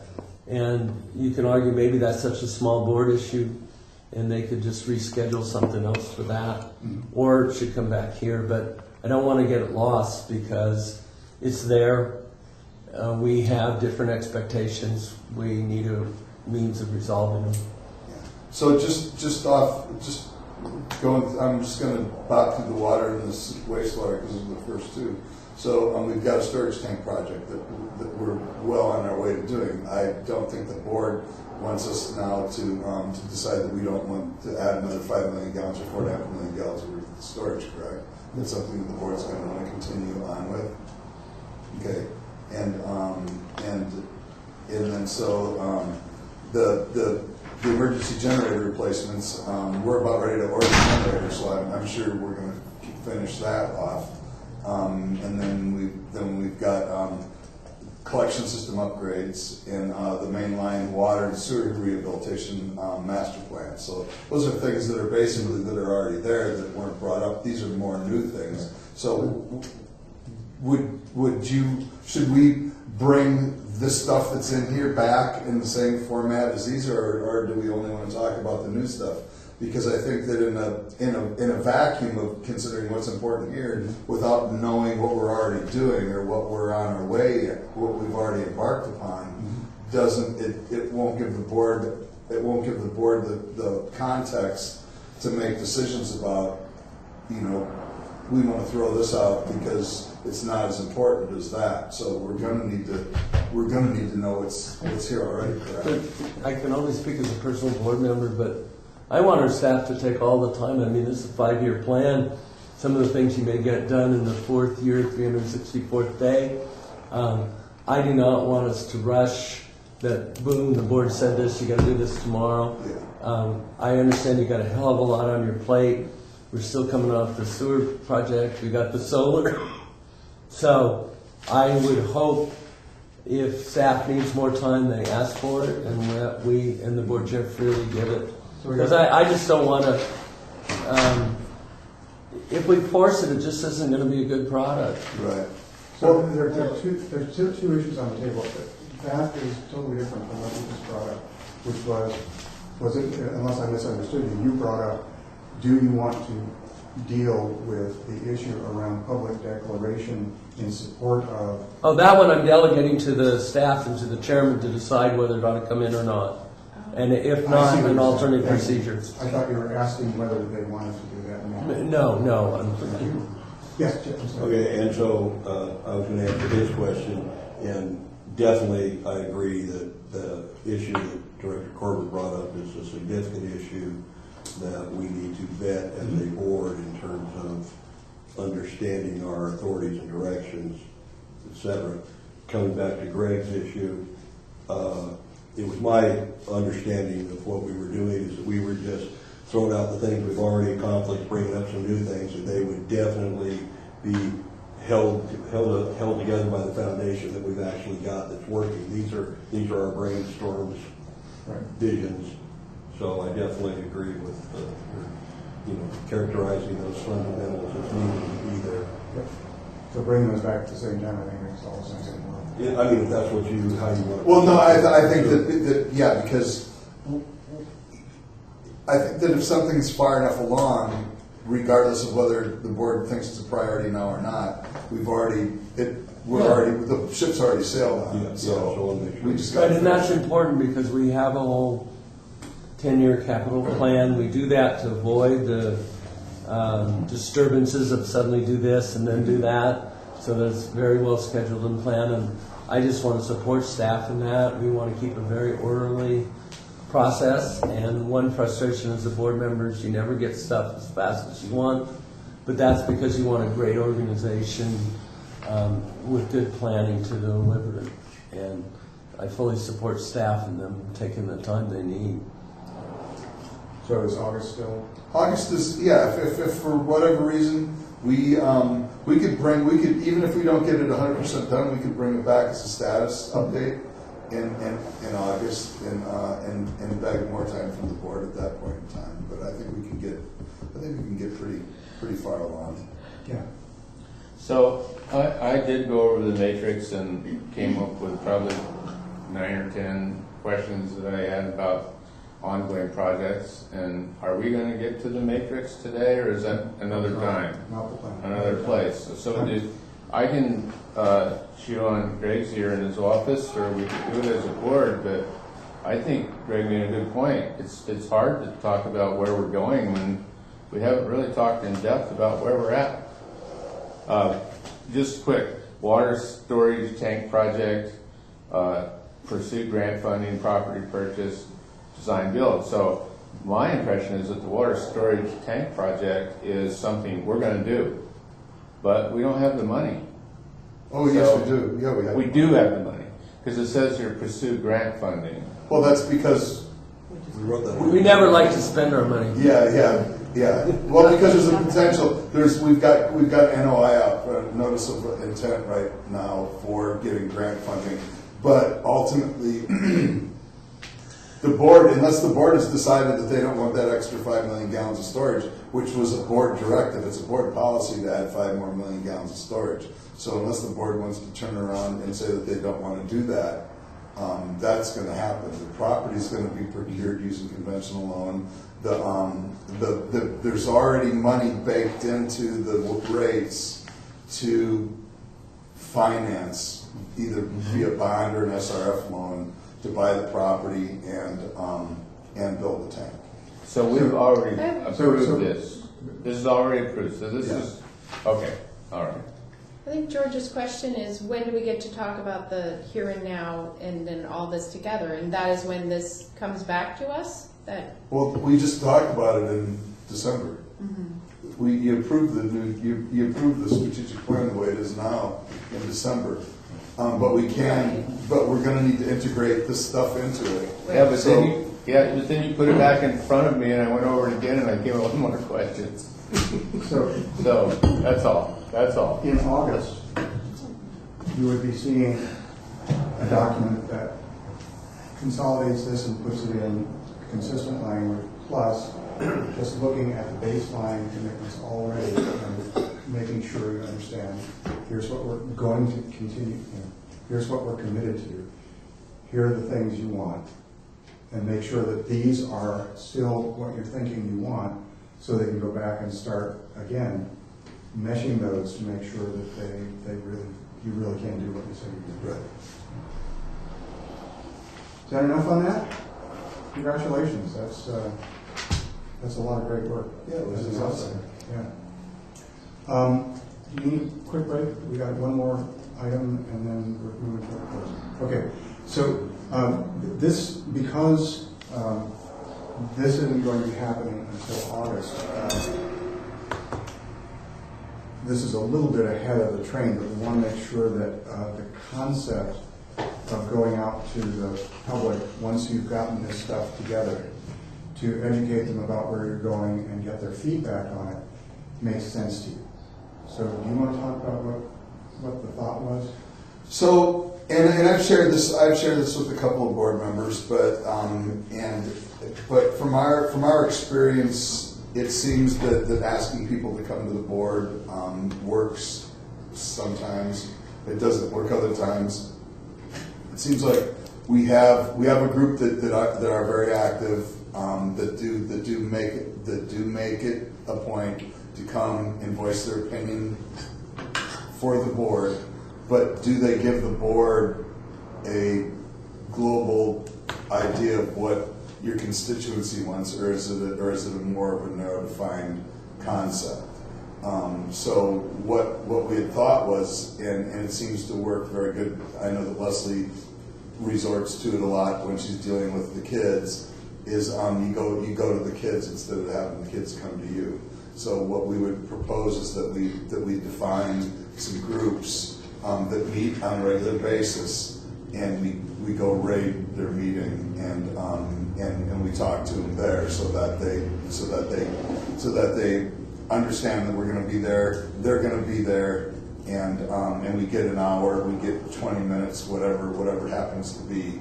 And the first things that came to mind were, of course, the service clubs, the Chamber of Commerce, and mainly. And then also, it would be, I think that it would be good too that we would have some meetings to where we did ask people from the community to come to the board meetings and do it at that point in time. But if you remember from the last time we did this, the board meeting was just a place where everybody kind of came and they stopped and we talked for a few minutes, and then they went into the senior room.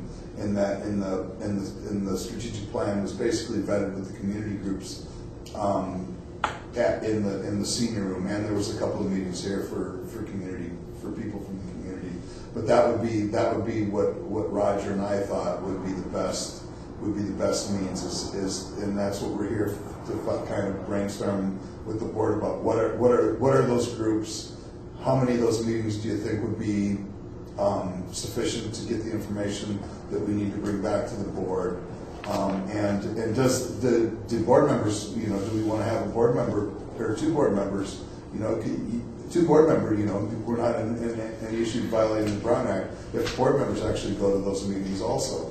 And then the board basically divvies those up amongst themselves, and a couple of you go to the Kiwanis meeting, a couple of you go to a Rotary meeting, a couple of you go to the Chamber meeting, and so on. And we then take this out on the road, and we get input from as many of the people in the community as we possibly can to try to get a feeling for what's important to them. I actually wrote that down on here.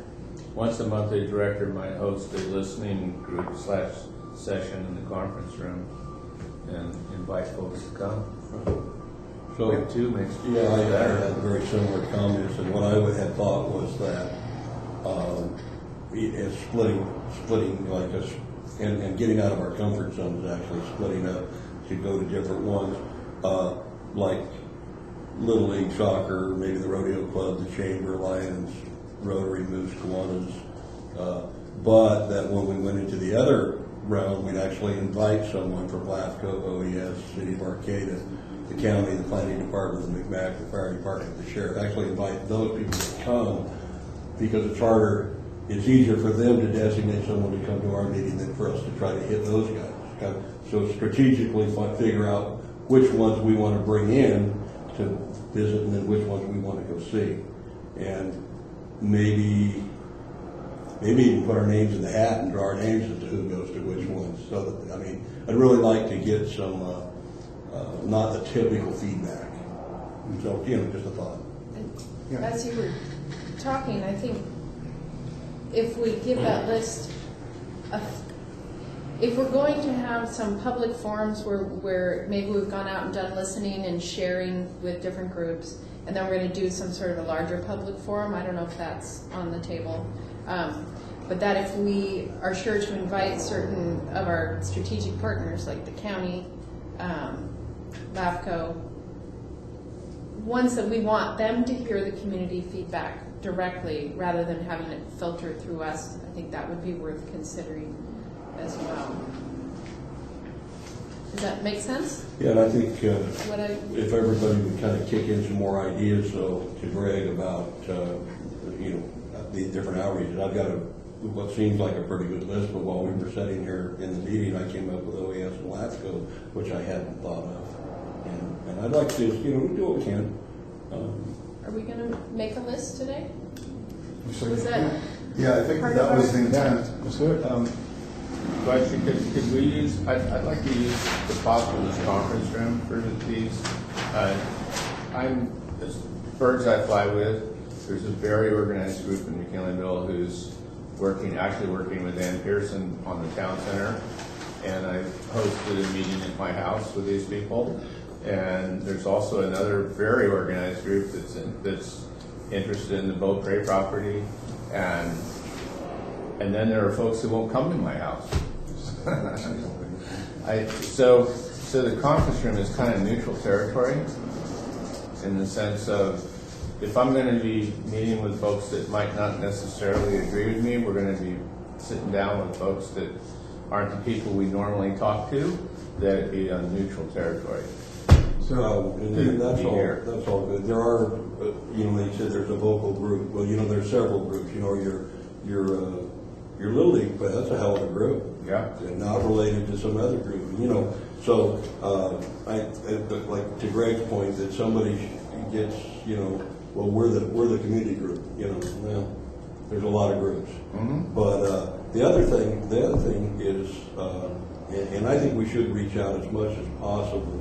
The other thing is, if people don't want to come and share, that's on them too. Well, so my question is where? Okay, great. We're going to have these meetings, but where are we going to have these? It depends. And the intention was to go to their meeting because it's As much as possible. Go to their meeting. We're not going to get much of a hearing the way we want to have it discussed if we go to the OES or to the Board of Supervisors meeting. So No. So that flexibility. Right, no, but as far as the chamber, as many of the service clubs, I think that's we have an audience. Right. So what are the service clubs that are most active here? Kiwanis, Rotary, Lions, Chamber of Commerce, the Little League, the soccer. And I don't know whether they're split up. They're actually they're separate. They're separate. And then how about the skateboard crew? Do they have their own little entity? They meet at Charlie's. So that would be one. And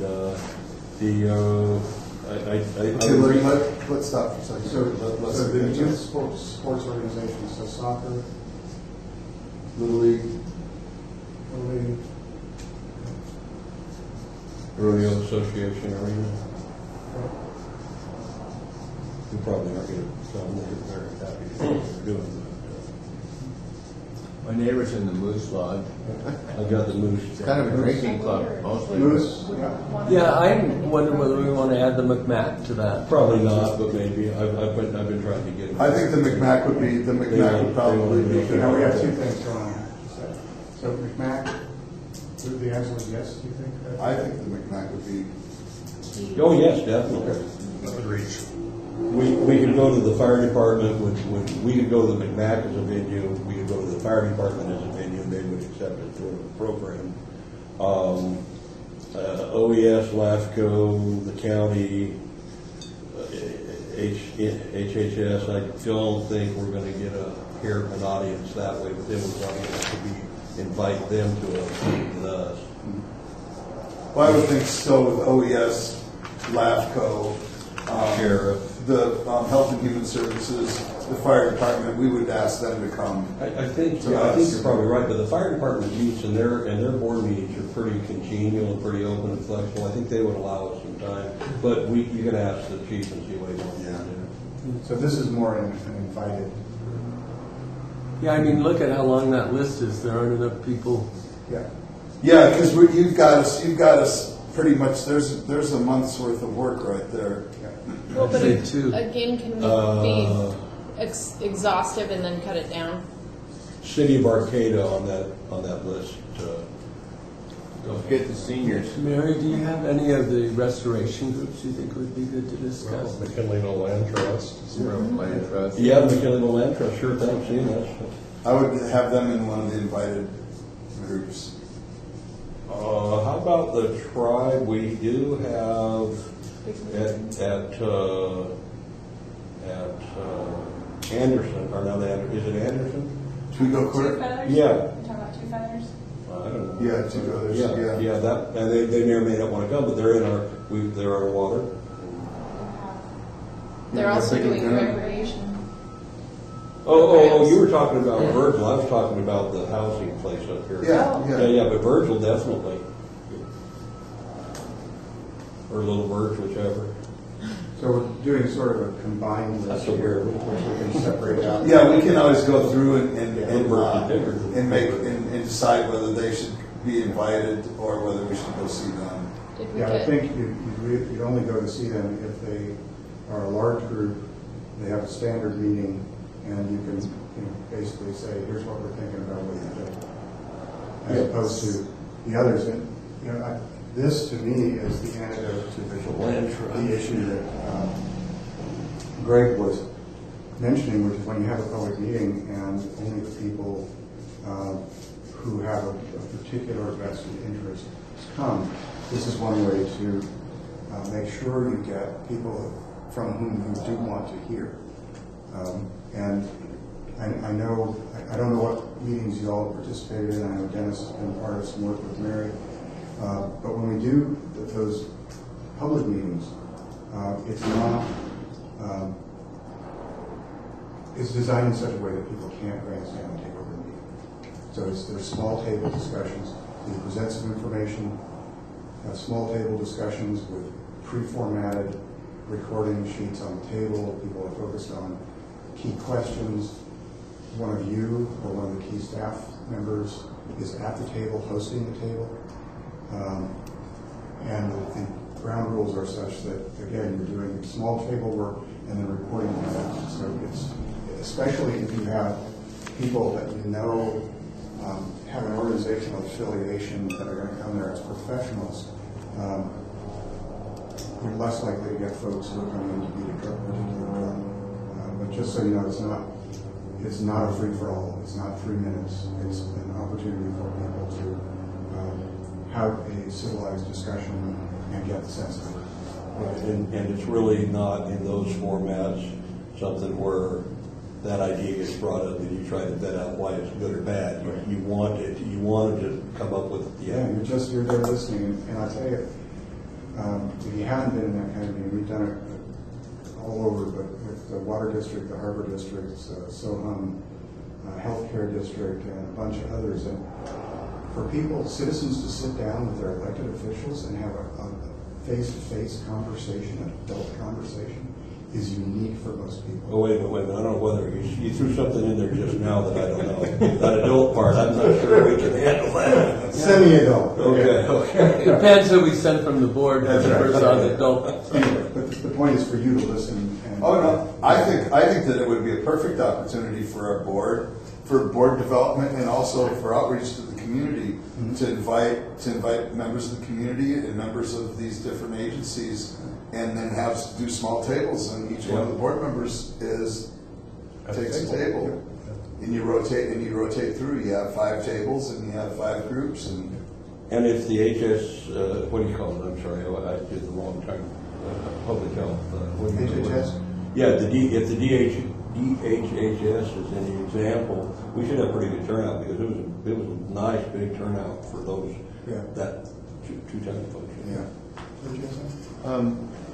Mary and I kind of do this already with the seniors, in the sense that we go to the board Well, meetings. the seniors. Yeah, we got the seniors. And Mary's much more presenting things for them, and they, anyway, we're already kind of doing it with the seniors, but my question would be, the purpose of this is to represent the district, so I would be there as a board member, which means I would want some direction from the board as to what the board wants me to, are we presenting our strategic plan, for example? We would basically have the roadshow already put together, so that we have continuity of message. We would basically have the script already done, so that we hit everybody with almost the same stuff. Right. That way we bring back. Correct me if I'm wrong, but our position wouldn't be to convince them one way or another. Right. Our position would be to talk to them, hear what they have to say about what we present. Right? Yeah. And like one of our staff would do the presenting, and the two would be there just taking notes and engaging them and letting them know that this information is getting, it's purely symbolism, but the fact that you're there, that information is going right back to them, even though we would be writing everything down and it would be coming back to the board. So in the situation, it depends on how much time you're going to get. So let's say you go to Rotary and they say you got 20 minutes. Well, that may be enough time to give them enough information to react to, but not enough time to have any kind of real conversation. So we'll develop a feedback sheet so that people can say what they want to say and find ways to get it at the meeting and have them write back. And if they're interested in, when we may have one or two that's more open-ended meetings, like that they could come back to that other meeting if they wanted to too. Absolutely. For me, those small meetings are a little bit of giving them some information, but a lot of, if you want to hear more about this, come to the public meeting, because we're going to really be talking about this stuff in depth. If you want to comment, come. So it's sort of marketing. Yeah. Family Resource Center, I don't think made it up there. Yeah, they're not DHS. They should be on there. Yeah, they should be on there with the groups. Some of the local churches, I'm affiliated with two local churches. Yeah. I think that's a good idea. Okay. So you don't have to finalize this now. This isn't going to happen until fall. Right. So you okay with this as a starting list?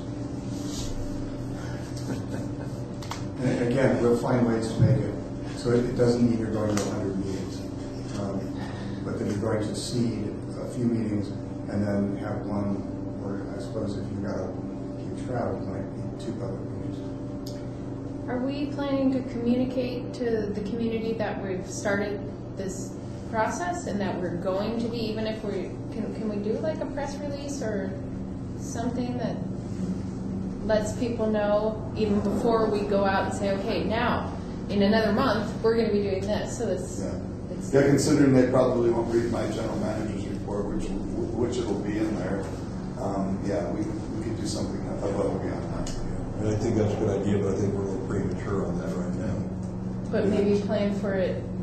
Well, we'll do Facebook, and so another thing too that the board's not aware of is we've got a request for proposals out right now for an intern that's going to come and get us into the 20th century related to utilizing our social media for being able to communicate with the public about board meetings, about specific agenda items.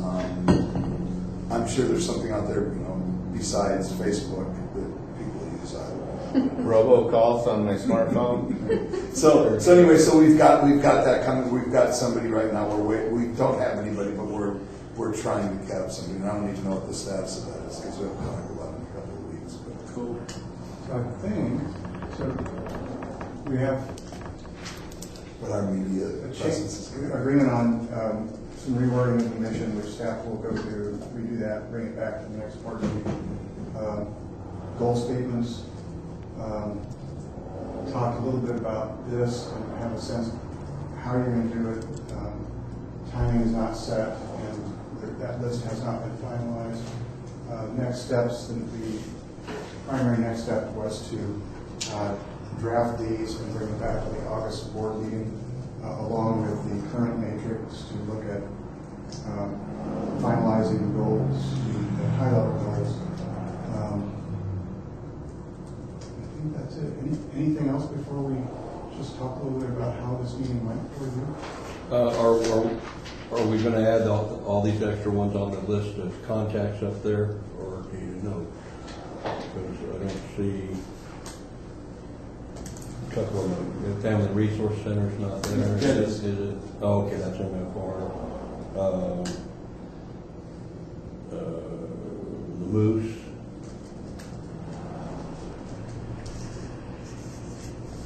We got Planning Department. County. You got seniors on there? Mm-hmm. Seniors. And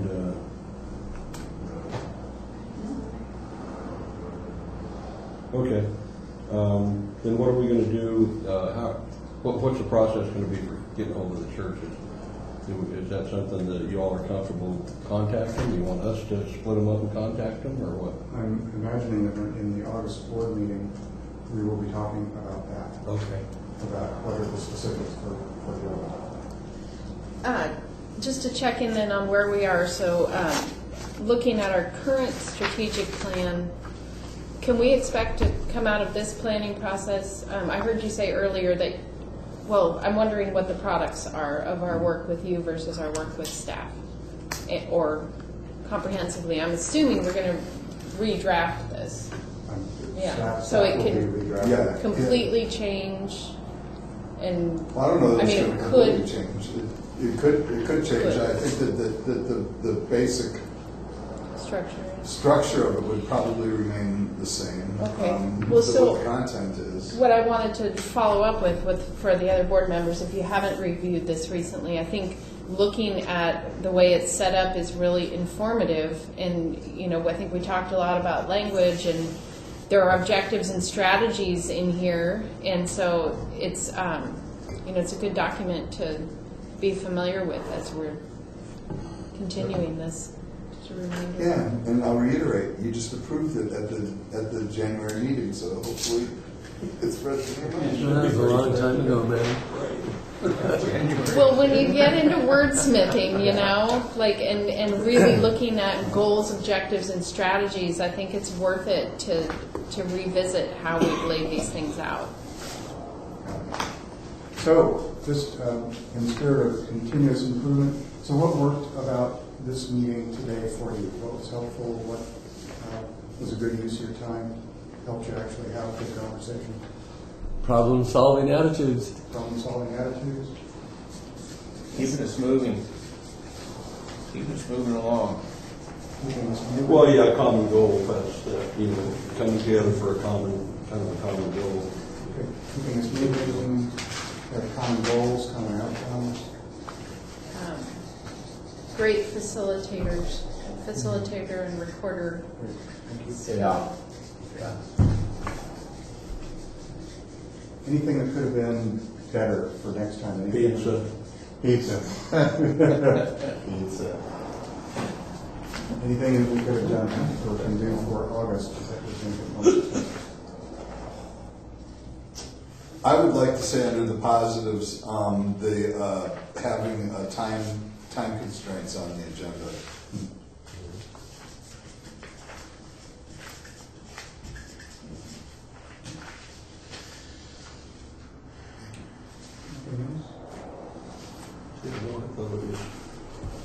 Really, there was nothing else you guys had changed? This was pretty important. Yeah. I told Emily we wanted pizza. She said, "You guys aren't worth pizza for 4 hour meeting." I planned it after lunch for a reason. You can buy the cheap ones for $5 right now. Okay. Well, okay. So for change, Yeah. I guess I really like context. I think I demonstrated that. Going back to where we've been, how this was, and it's also because I'm the newest board member. I've never been through this process with this group.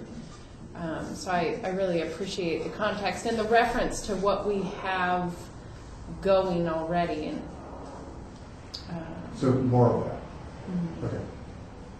And that might seem remedial, but in fact, that's what the public needs all the time, every time.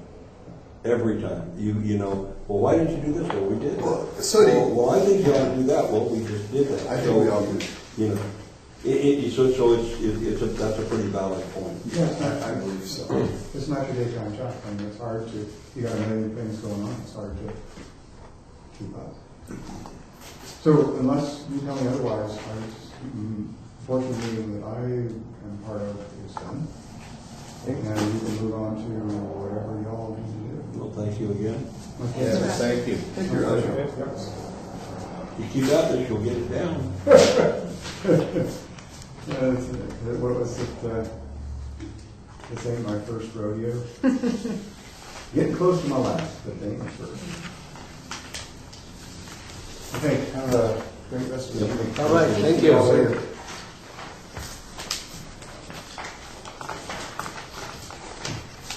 Well, you want to have a break before we do D1, or? I think you can get this knocked out. I think we can get out of here early today. 30 seconds. I think it's what's gonna- our target? Is As soon as we're done with D1, and that's all the agenda. That's it. That's it on the agenda. We have the speech by David. Doesn't it say on here that the word presence? It says words. Oh, words. But You're going to speak I don't words? really have any, I don't have much to add of it. But we do have item D1, which is discuss and decide on district preferences for the November 5th, 2018 election. Greg Orsini present. Thank you. Excuse me. So anyway, Emily got notice from the elections office right after the last board meeting. Yeah, that Friday. That Friday, that this needed to be done before the next board meeting. Oh. So, in her infinite wisdom and adaptability, she said, "Well, we'll just bring it to the special meeting." So here it is. So basically, this is a housekeeping necessity that the county needs from us, and it's related to the November election, November 5th of 2018 election. So basically, at that point in time, David Couch, George Wheeler, and Dennis Mayo will all be up for election. And the questions are, and any of you who have been on the board for any amount of time have heard this, and you know what these questions are. This year, there's a little bit different. There's one different one in here that I don't ever recall being on here before. But the questions are, who will pay for the candidate statement? Will it be the district or the candidate? The maximum word length for the candidate statement is 200 or 400 words. How will the district resolve a tie? That's the new one, by a lot or by runoff. And oh,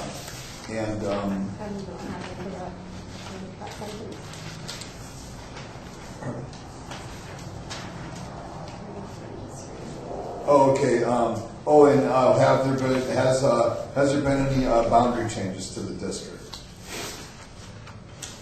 So anyway, staff's recommendation, as it's always been in the past, is the staff recommends the board review the information provided, discuss, take public comment, and require the candidates to pay for the cost of the candidate statement. The statement to be limited to 200 words, and that any ties would be resolved by a lot.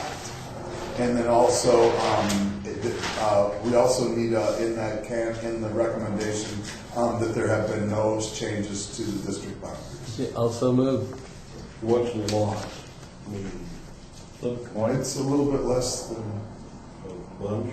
Yeah, no, a lot. You draw lots. Instead of having a whole election. Instead of having another runoff, you would draw straws or pick a number out of a hat or. I assume a runoff would come with a whole nother Expense. expense. Yes. Yeah, like $25,000. I'll second the motion. Yeah, if you look on page 15, the cost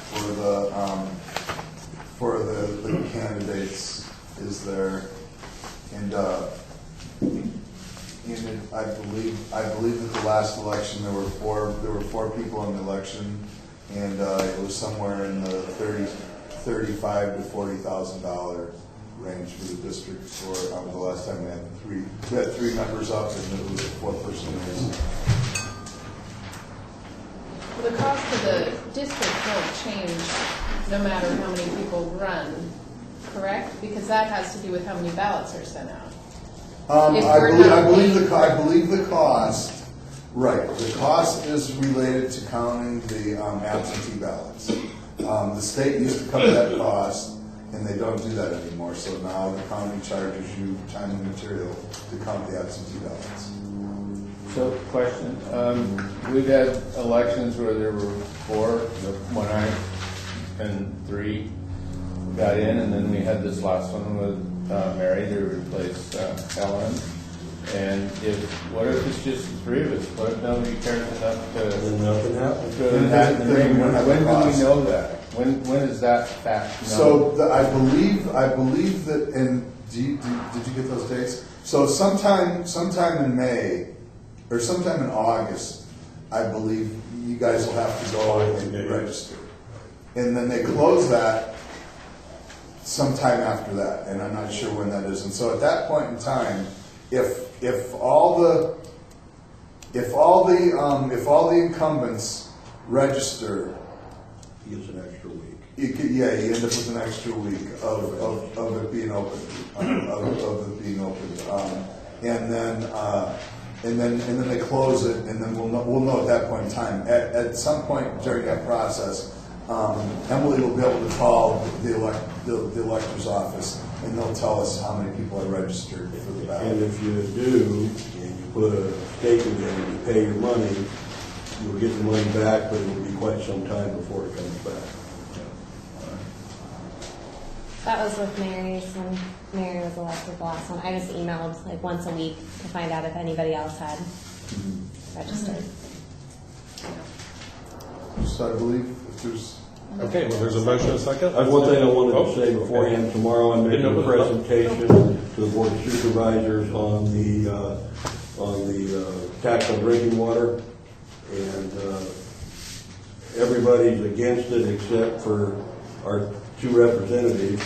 The governor's got them hornswoggled, and I'm going to do my best to convince them that what the governor's told them has not been true about the ag, support for ag, which is not correct. So I think our presentation is really, really good. And I gave you the bullet points and stuff on that, so I just wanted to let you know that. And I hope you all completely unrelated to heard. this agenda. Oh, I thought we were. Yeah. Oh, I'm sorry. I apologize. I thought you were ending the meeting. Sorry. No, we're voting Oh, my on God. the election Well, motion. sorry about Let's that. do that roll call. Good. There's Oh, that's right, we gotta vote on the, okay. Yeah. Director Burke, Aye. Director Corbett, Aye. Director Mayo, Yes. Director Wheeler, Aye. President Couch. Aye. So now Emily can pass that information on to and President Couch will have to sign it, I believe. Yeah. So we need to move. So now we are on to E for adjournment. But wait, I need the words from the president.